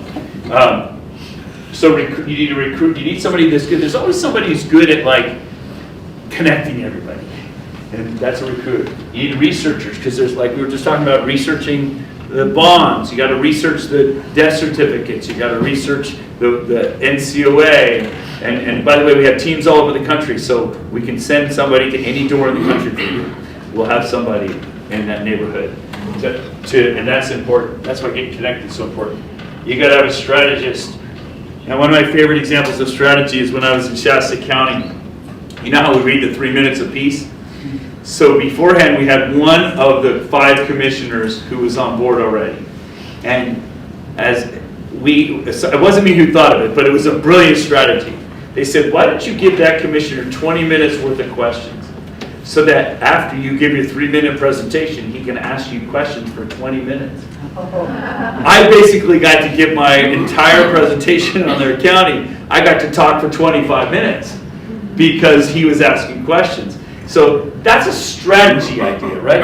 You need to have strategy. And when you're in a war, you don't just grab your machine guns and rush at the enemy. When we're in a war, we meet together. We have a war room. We investigate the enemy. We evaluate what resources we have. We look at the ammunition we have. We make a plan, and then we execute that plan. And there's too much scattered shooting going on, and we need a plan. And so a strategist is good at that, and archivist. One of my movements failed around the country because when we were ready to do the big launch, nobody knew where all the data were. And it was like a big mess. So you need somebody who can organize as we go along. So this is kind of my collection of teams that have failed. Why? They had bad leadership. They didn't have a good data person on the team. They didn't have a good promoter. It's like these are all the negatives, but I've made them into positives. So you need somebody like this on everything. I call it 7 people. Then you're going to make a plan that fits your county. Juneau is different than you. Juneau's going to have a different plan than you're going to have, different than MatSu. It's going to be different than. So you're going to have different, and then you have to implement that plan, and I think it's at least 6 months. I think of work you're going to have to do to make this happen. And then you have to remember that you're not going to win with the data, you're going to win with the movement, but you need the data to build the movement. And the data empowers you to build that movement because it's actual fraud. How do you like it that your ballots are being stolen from you? When you're knocking on doors, by the way, imagine what it's like. Hi, Mr. and Mrs. Smith. It says here in the voter rolls that there are 4 people that live here, and they all voted. Do you see that? And they look at it, and Mr. and Mrs. Smith say, yeah, that's me and Mama. But who are those other 2 people who voted for our house? And when that happens, they are mad. And they tell everybody. about it. I've heard this story over and over and over again from people that do this. So really when you're canvassing, you're also evangelizing. So after you've got your first 50, we don't stop. We're going to still get more. And the movement grows neighborhood by neighborhood, community by community. People themselves believe that the fraud is real, and that helps build your movement. So the first thing that happens is you find fraud. Second thing that happens is you motivate yourself. Another thing is you build the movement. You're doing evangelism. So that's super important. So building the movement. And I think you should have an event every month. It doesn't have to be me every month, obviously. You could have David Clements back. You could have Tina Peters here. Tina Peters is a great event. Play the movie, selection code, and then have her talk to you afterwards. That's a great event. Reviewing progress. This is super important. So I have read so many fraud reports, and they're not fraud. And people are confused, and they're inexperienced. And I was inexperienced and confused at first, too. And what will happen is when you go public with those 50 cases, they have to be perfect. You can't have one mistake, because as you're reading those into the logs and the public record, if even one of them isn't a case of fraud, that's the one the newspaper is going to talk about. And that's the one the newspaper is going to say, see, these people are just a bunch of wackadoodles. They don't know what they're talking about. They might say that anyway. So you're going to have perfect cases of fraud. You have to build it. And so I always say you got to have peer review in science, right? I just did this in Dallas about 4 months ago. I had been doing canvassing in 3 counties in northern Texas. And they said, we're ready for you, Dr. Frank. And I went down there. We spent 2 days together going over all their fraud. They only had a third as much fraud as they thought. And that's normal. And you get all excited. Oh, look what I found, look what I found. Well, let's research this a little. Oh, what about, oh yeah, that isn't fraud after all. You know, it's like, you gotta push yourself, because these are gonna be public. And you'll shoot yourself right in the foot if they aren't perfect. So peer review, and then the local empowerment. How we get local empowerment is by reading it into the rolls, by having the people packing the rooms, and if your officials don't comply, then you make their lives miserable. And you know, people say, well, we're going to elect them, we're going to replace them in the next election. Good luck with that. They tried that. Didn't we already learn that lesson? You know, you don't fix broken elections with broken elections. So you don't wait for the next election cycle. You begin now to replace them. You can recall them. You can bring them up on charges. And this is going to sound funny, but this really works. One of the things I encourage my teams to do, this is why I do research, write down names of all your county officials. And we're going to go through them. We're going to say, okay, let's see, you know, these ones we think are likely to be on our side. These ones are definitely against us. These ones are in the middle somewhere. And you just start researching them. That's what the left does to us. Okay? And you're going to find people that are having trouble with finances. People that are messing around on their wife. You see where I'm going? We're not going to use blackmail. But when they're having trouble, we can bring that to their attention. We just say, hey, you know, maybe you don't want to be supervisor anymore. We see you're having trouble with your business. Well, we've got this candidate we'd like to stick in your place, you know. Okay. By the way, you're violating our constitutional rights and we're going to sue you. He's vulnerable to a suit if he's going bankrupt. See where I'm going? You don't attack your enemy where they're strongest. You attack them where they're the weakest. This is a war. When you're making a plan to attack your enemy, you don't attack them at the stronghold, you find their weaknesses. So that sounds kind of weird, but it works. It's like, that's how we found out the grandma dropped off her kids at the elementary school. Oh, she's a grandma. She watches her daughter's children during the week and drops them off at school. Oh, that's where we should pick it. That's where her weak spot is. See what I mean? Isn't that nasty? It's nasty. I told my mom that, and she was like, you picketed them at their houses? That's so rude. Yeah. But we won, okay? And we won using our First Amendment rights. We didn't do anything illegal. See what I'm going? This is a war. Either this or give them the state now and just walk away. Go somewhere else. You got to fight for your state. This is an amazingly good state. I love this state. See where I'm going? Start with your city and then with your state. All right, I'm rambling now, but I forgot to tell you the 7 steps because I jumped over that earlier. Are we good? Good. Any more questions? Like how did Trump win in 2016? Everybody always asks. If this has been going on for all this time, how did he win? How come they didn't cheat? They did cheat. But not enough. Are you ready? I want to know the answer? Yeah. Sure. So think about how our elections are being stolen. Before the election, you got a whole bunch of names that are not real voters. During the election, the machines report the tallies. The systems report who's voted. So throughout the election, you know what the tallies are and who's already voted. And then after the election, you clean up the voter rolls afterwards, or you clean up the evidence afterwards. Beforehand, you inflate. During, you hack, track, and stuff. After, you clean up. What if during the election you didn't know what the tallies were? What if during the election you didn't know who'd already voted? How would you know how to stuff? How would you know how much to stuff? How would you know who to stuff for? What names to use? You'd be in the dark, wouldn't you? So 3 days before the 2020 election, there was a white hat hacker attack, a denial of service attack it's called. If you all started calling my cell phone right now, I would never be able to use my cell phone. It would always be ringing. I'd never be able to call out. So, you know how when you have too many hits on the website, how it shuts it down? Yeah. So if all the election systems can't report out because of the denial of service attack, then the bad guys don't know how much to stuff. Does this make sense? Yeah. 2016. I'm on 2016. I'm going to get there. 2016. I love it that you're thinking ahead. 2016. So that's why Trump won, because he outperformed their best estimates. They stuffed according to their best estimates, but he outperformed their. And that's why Hillary Clinton's screaming bloody murder for 4 years that the Russians hacked our elections. She's right that our elections were hacked, but not the Russians, and not in a way that changed the tally, in a way that prevented anybody from knowing what the tally is. Okay? So then you say, well, gee, why did we do that in 2020? We did. The same hackers and a few more. I know.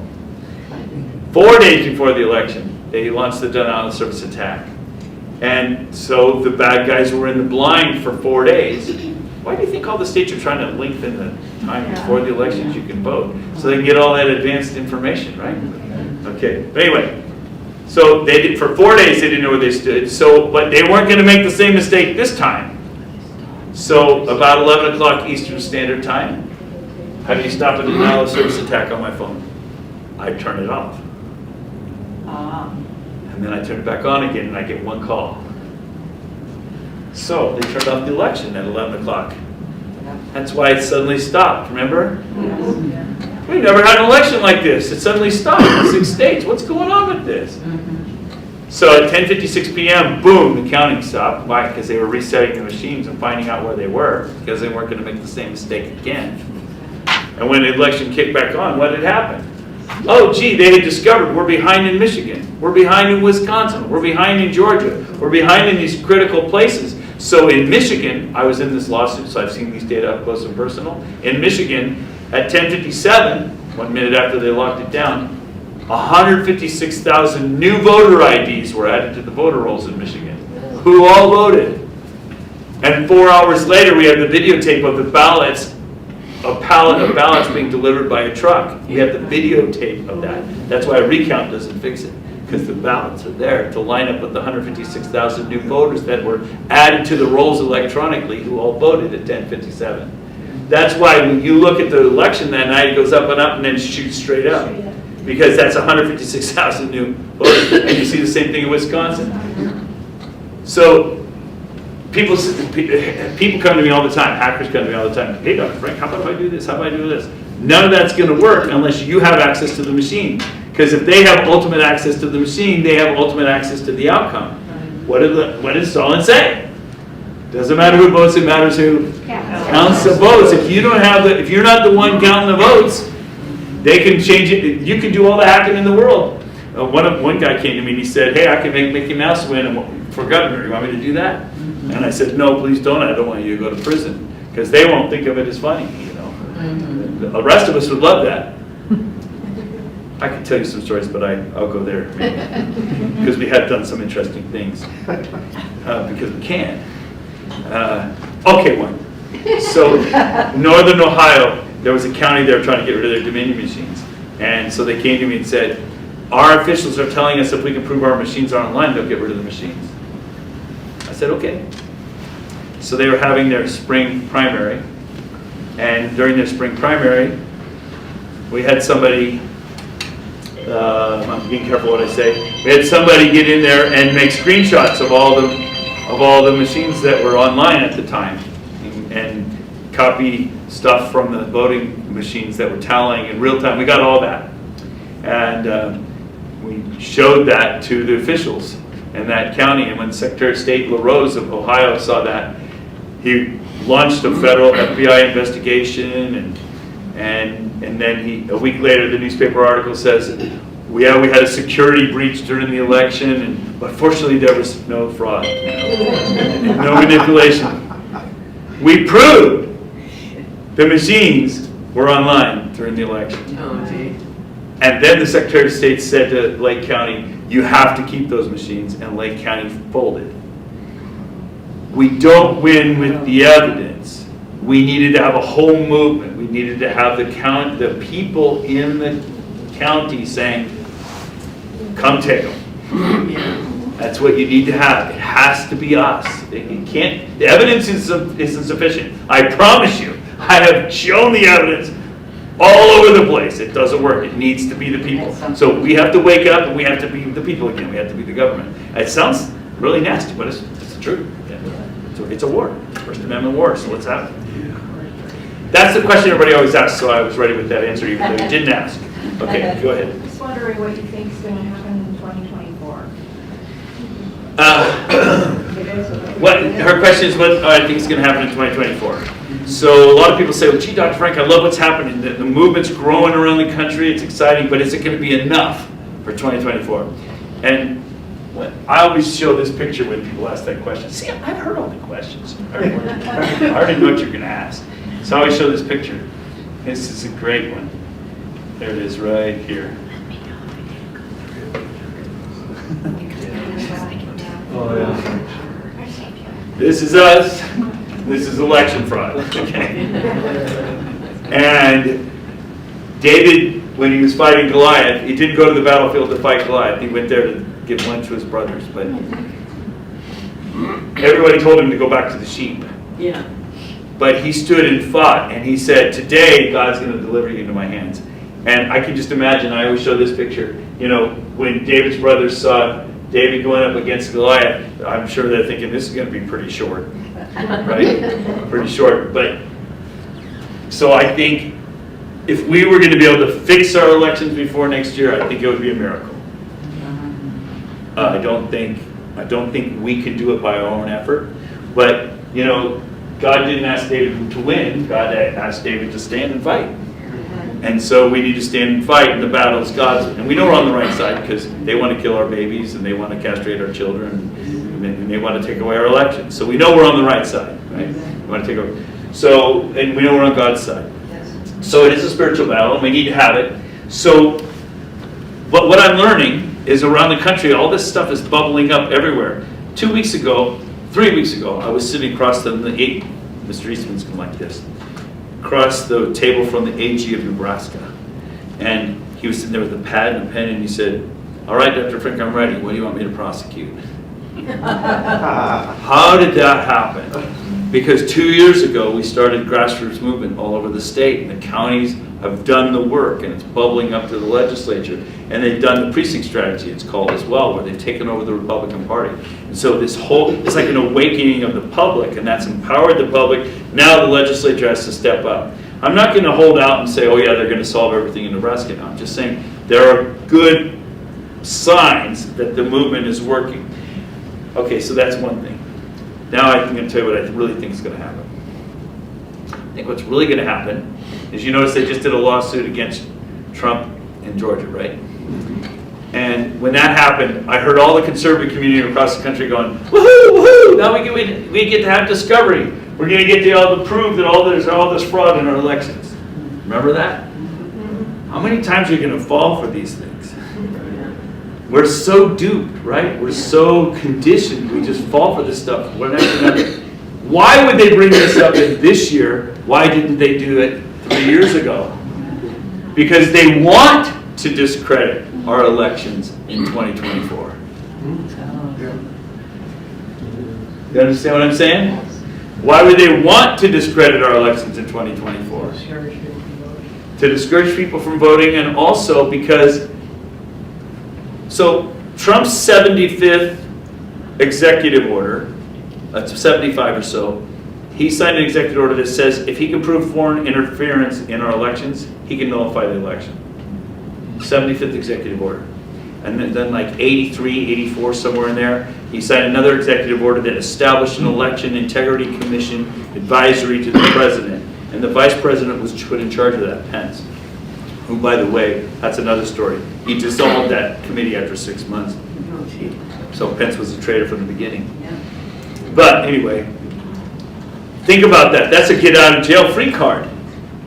Every election has foreign interference in it. We've been messing in other countries' elections for forever, okay? They're messing in ours, we're messing in theirs. So all Biden would have to do is say, oh, here's some foreign interference, do over. In other words, I think that a lot of things are coming together. This is my speculation now. Everything else I've told you is based upon data. This is now speculation. A lot of things are coming together for this year that sound to me like it's even possibly might not have an election.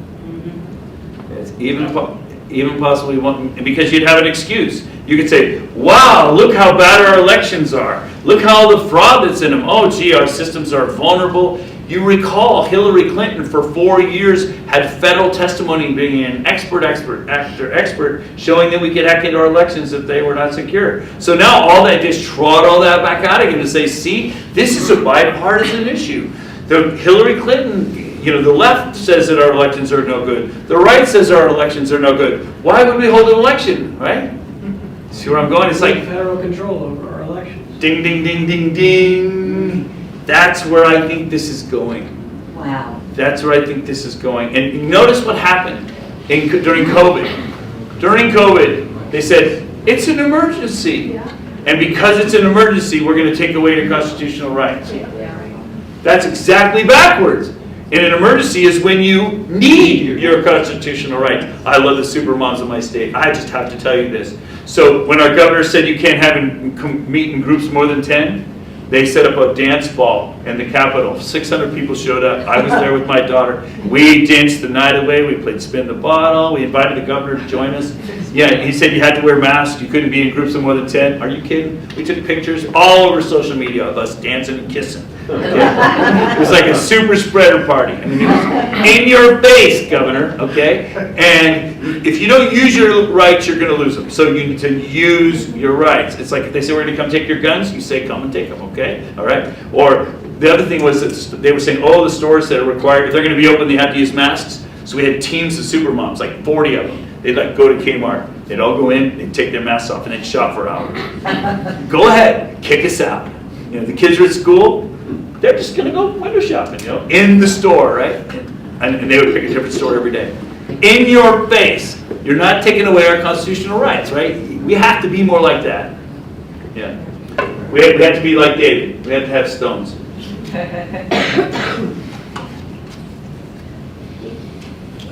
You're leaving. Or just standing in the restaurant. Or are you going to come after me?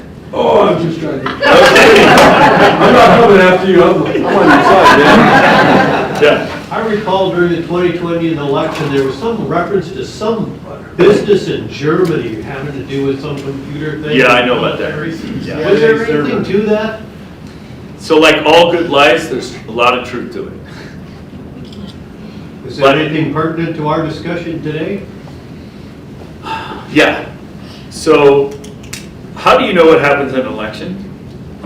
If you're like me, you turn on Fox and CNN and MSNBC and flip between the channels on election night and watch what's happening, right? Except That's all a lie. And I've proven it. How did I prove it? Like, well, for example, in the state of Rhode Island, we have all the CVRs. Those are called cast vote records. We know what every machine did at what time. So we know how the ballots were being tallied in real time and how they were being reported in real time. And we made a graph of what that looks like. And in Rhode Island, it looks like this. The beginning of the election, Biden was ahead. He stayed ahead all night long ahead of Trump. That's what it looks like. But when you look at what the news was reporting all night long, it shows neck and neck. All night long, Trump, Trump, Trump, Biden, Trump, Biden, Trump, Biden, Trump, Biden, Biden. And at the very last minute, whoop, Biden won. Oh, that's when they counted the absentee ballots.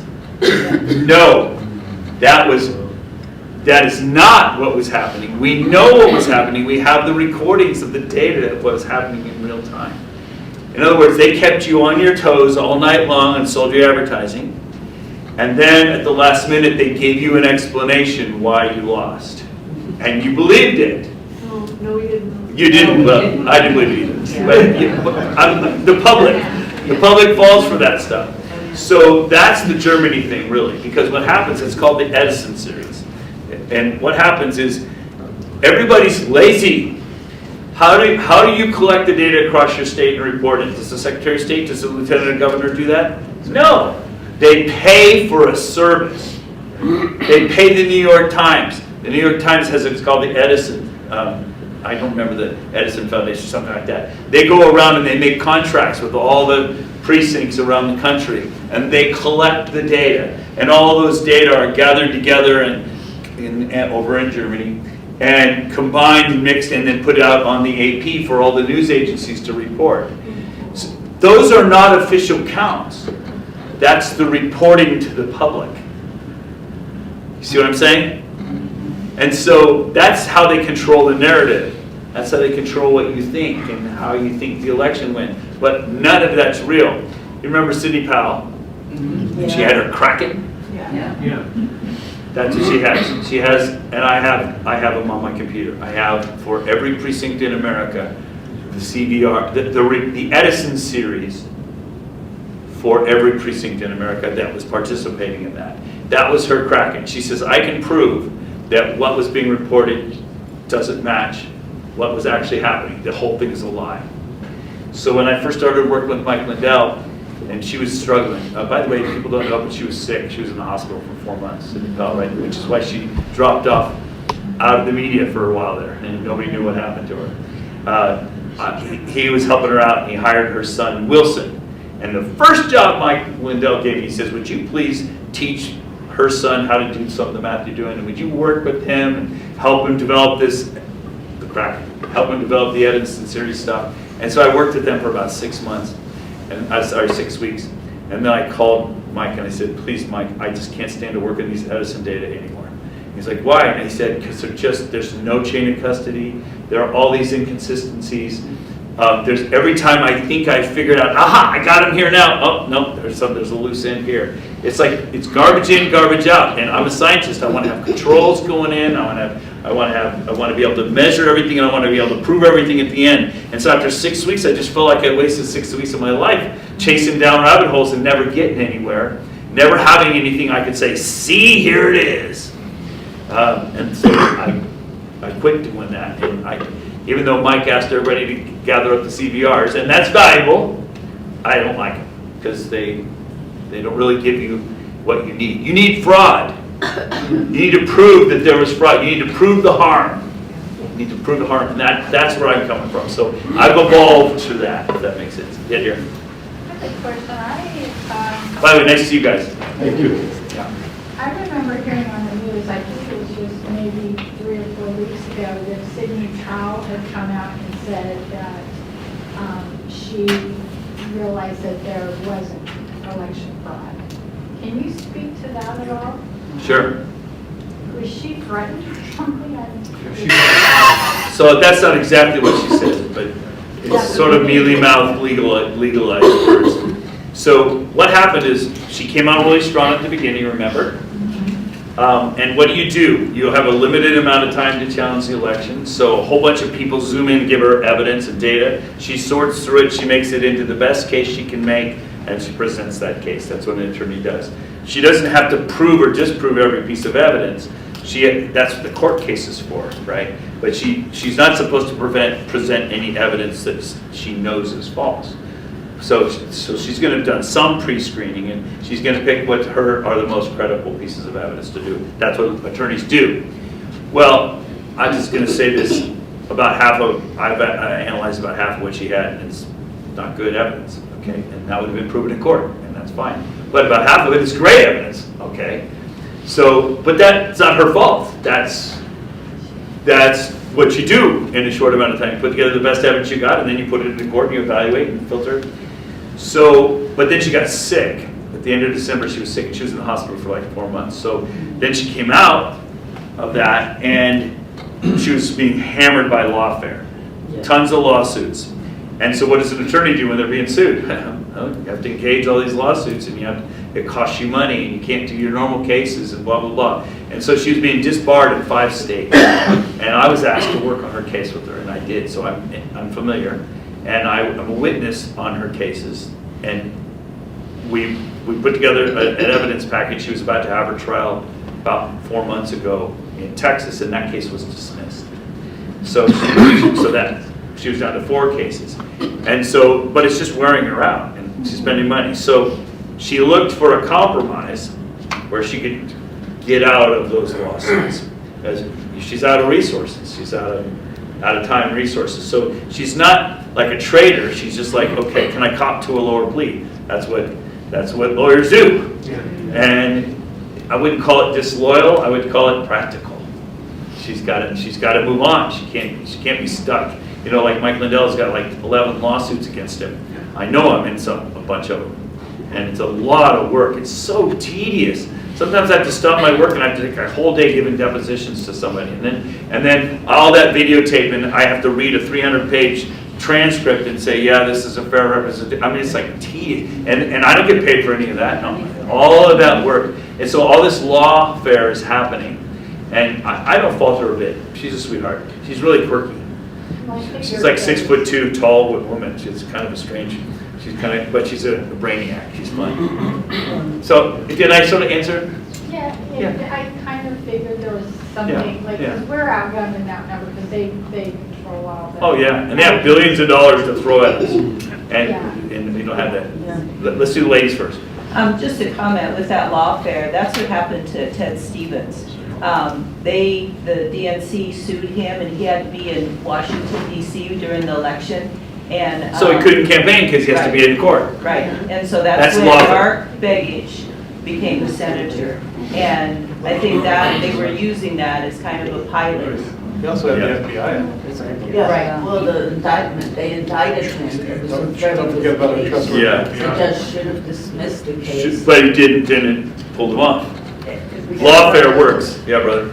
Lawsuit against Lindell, Dominion, and the CEO, Eric, whatever his name was. Coomer. Yeah, I saw his deposition. Holy cow, that guy is a nutcase. And Antifa. Yes. Whatever happened to that? That's still going. Still going. So I'm just going to tell you straight out.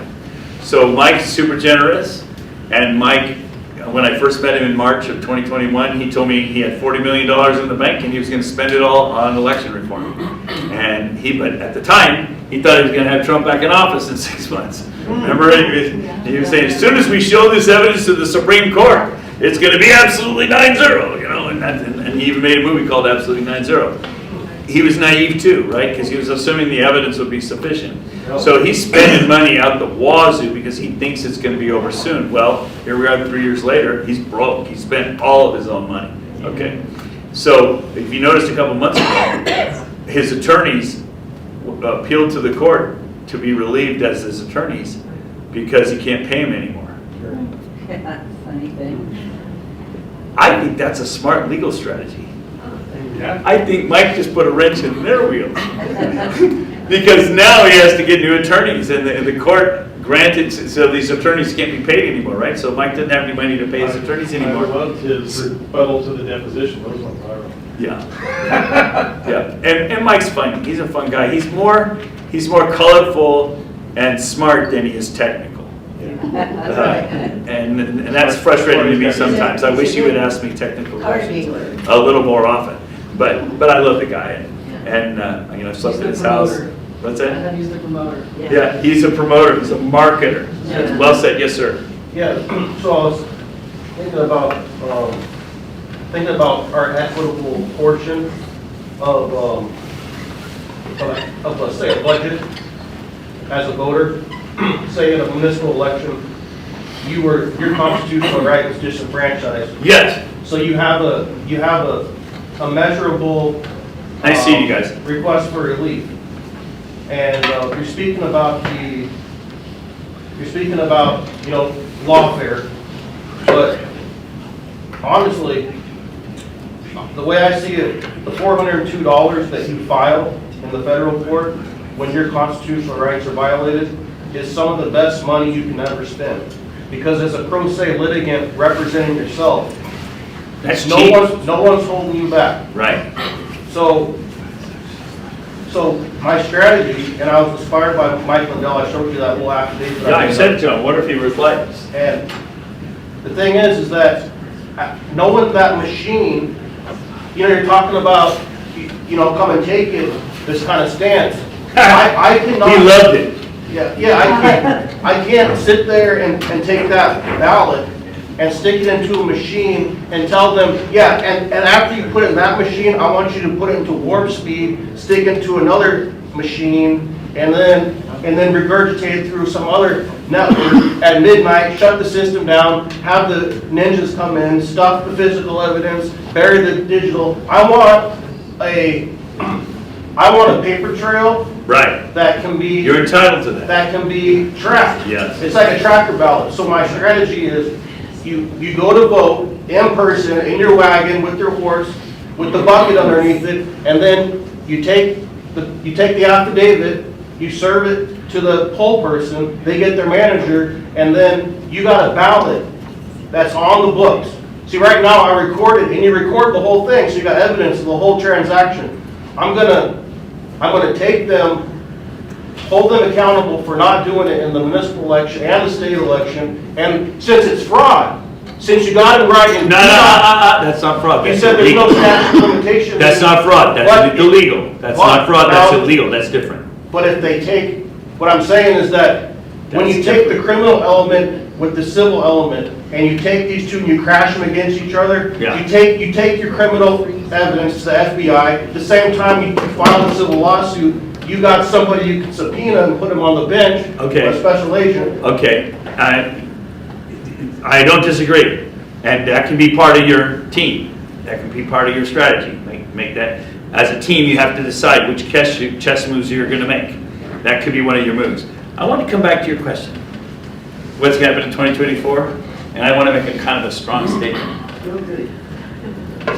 They cannot allow Trump to be president. Oh, because he's going to expose him. They cannot allow Trump to be president. Yeah, the cabal, you mean. He knows where the bodies are buried now. He ain't so naive as he was the first time. He even said it in his speeches, but he told me face to face. He said, when first time he was elected president, he'd only been to D.C. 17 times in his life, and he has to run the country with this swamp, which was way deeper than he ever imagined. Okay, And so including this, right? Yeah, but he's not naive anymore. They cannot allow him to be president. And so there's going to be some strategy with backup strategies, and I think the get out of jail free card, the 75th executive order that he did himself. You can just hear Biden saying it already. This isn't my fault. Trump himself put this in the power of the president. You can hear it now. Yeah. Maybe that'll be on tape recording because it's really a marionette doing that, right? Yeah. But anyway, I'm coming back to that. So I don't know what's going to happen in 24. I really, really don't know. It's going to be interesting. But our movement's growing. And so what's really happened is people waking up. In the story of David and Goliath, the problem wasn't Goliath. The problem was the children of Israel were hiding in the hills. Okay, and they had, but after David slew Goliath, then the children of Israel woke up and chased the Philistines out of the land. So all we need are a few Davids to slay a few Goliaths in a few places, and maybe the children of Israel wake up and chase the Philistines out of the land. So that's kind of my strategy. And you know, if David had slain Goliath, okay, that was, if Goliath had slain David, that would have been God's will that day. So if we lose this battle, I guess we're going to Babylon. Okay, but I'm hoping we win, and I'm fighting for it because that's my job. So God's already given us the plan. You know, Mike Lindell says about that, he says, if we hadn't lost in 2020, we wouldn't know we lost the country. And he said, 10 years from now, we're all going to look back at this time, and we're going to say, these years, and we're going to say, everything had to happen that happened, or we wouldn't know. You know, I mean, think about COVID. Think about our moms. Our moms learned what was going on in school because of COVID. Our moms are awake all over the country. All these things that have happened, these are good. These woke us up. And that's really the problem, which is why I said that's the real problem. We're asleep. We have to wake up. So we have to find our stones. All right. Yes, sir. Just one general announcement. It's the case that our election goes through a modification process every so often, but especially through these little work sessions that our assembly holds. And nice to see you. On Wednesday the 13th, they are having a work session to modify the election worker handbook, which is the rules that they establish for you to go down and observe. I like this discussion. Yeah. So I think that you should raise holy heck at those meetings, and you should object to every rule that compromises the integrity of your election. You should make it so miserable for them that they're going to say, "This is horrible." And last year we had 5 or 6 observers that showed up on a regular basis. The year before that we had 20 or so. But people are tiring out. It's going in the wrong direction. It's a long, grueling fight. So find some fraud in that. Maybe you'll reinvigorate people.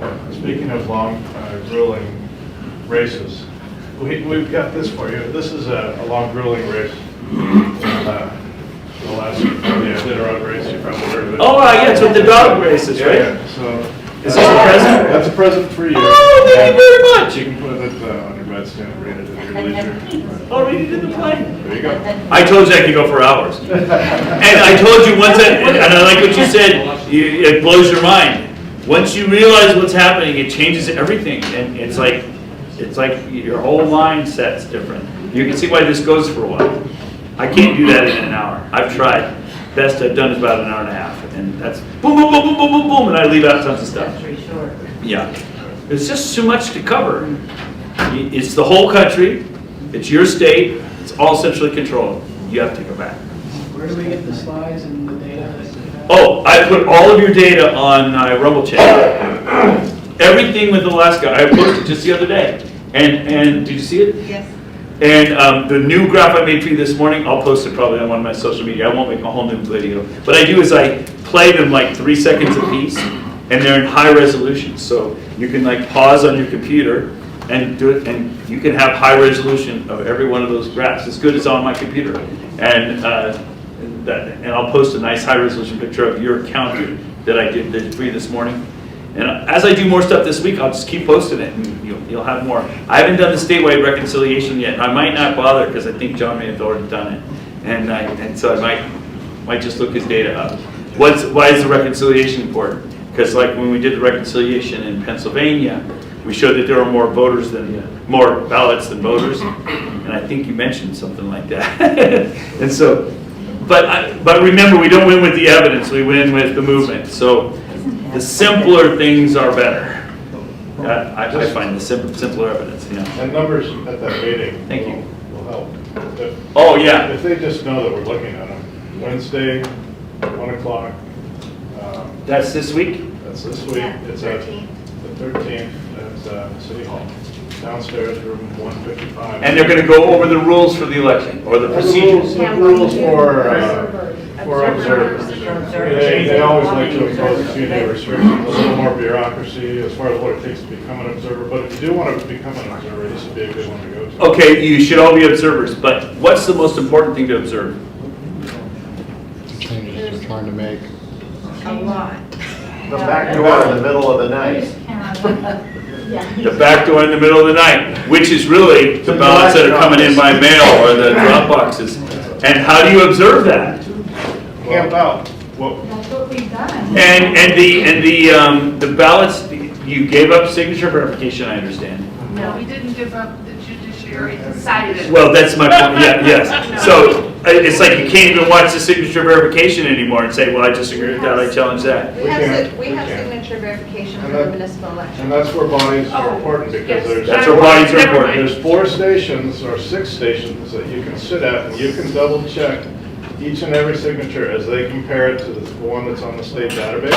And if you're sitting back there and you don't like that they approve that one, you can say. You challenge it. Red flag, you challenge it. However, those states, as Dan's pointed out in the past, all those signatures have been pilfered when the PFD database was hacked. Yeah, they've all been hacked. Absolutely 100% guarantee you that. Right, so that's how they get them in. That's how they have all the signatures. Yeah. And you did that with Eric. Eric you gave it all away too with Eric. You not only give the voter rolls and everything, you give all the DMV records. But what we had last year was we had a number of signatures that were rejected by the workers that were doing it. And then so they had a large percentage of rejected signatures. And then our clerk and our admin were over there in the corner secretly re-reviewing signatures and approving it. So they didn't secretly. So they didn't announce it. It was not a normal procedure. So they were curing all these ballots by themselves. Right. Because they had an unusually large number of rejections. So the unusually large number of rejections. People, however those signatures got on those ballots wasn't quite accurate enough for the average worker to approve. So the admin at the top level had to. And so, and that you just made my point again. Even though that was illegal, even though they didn't follow their own procedures, nothing's going to happen. They invented new procedures and so on.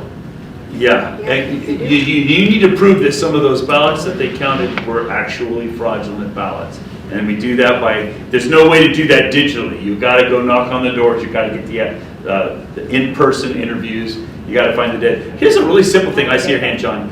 In San Joaquin County in California, we sorted the rolls from, we can't do that here. What they did is they sorted the rolls from oldest to youngest, and they just started looking up the oldest voters, people who actually voted, down to the youngest, and they just looked them up on Ancestry.com, and FindAGrave.com, and Obituary.com, and out of the first 2,700 names they looked up, they found 49 dead voters. People that were dead way before the election. But they voted. I mean, it's just like, there's 49 cases of fraud right there. Boom! You can't argue about it. You just get copies of death certificates. Yeah, good, John. Yeah, signature verification for the muni is a thing in the statute. But in the state, for the statewide elections, any mark will do. It just says you've got to mark the ballot. Right. It doesn't say it's signature. Any way it works. Anything. Yeah. So signature verification is really not signature verification. No. Signature verification is just something. Someone made a mark. Yeah. It could have been anybody. And I guess you used to have affidavits. People used to have to, witnesses had to sign witness to try to protect the ballot. That's still cheatable, of course. But any mark on that will be too. That's what the judiciary decided to get Right. rid of. How'd we do? Excellent. Are we good?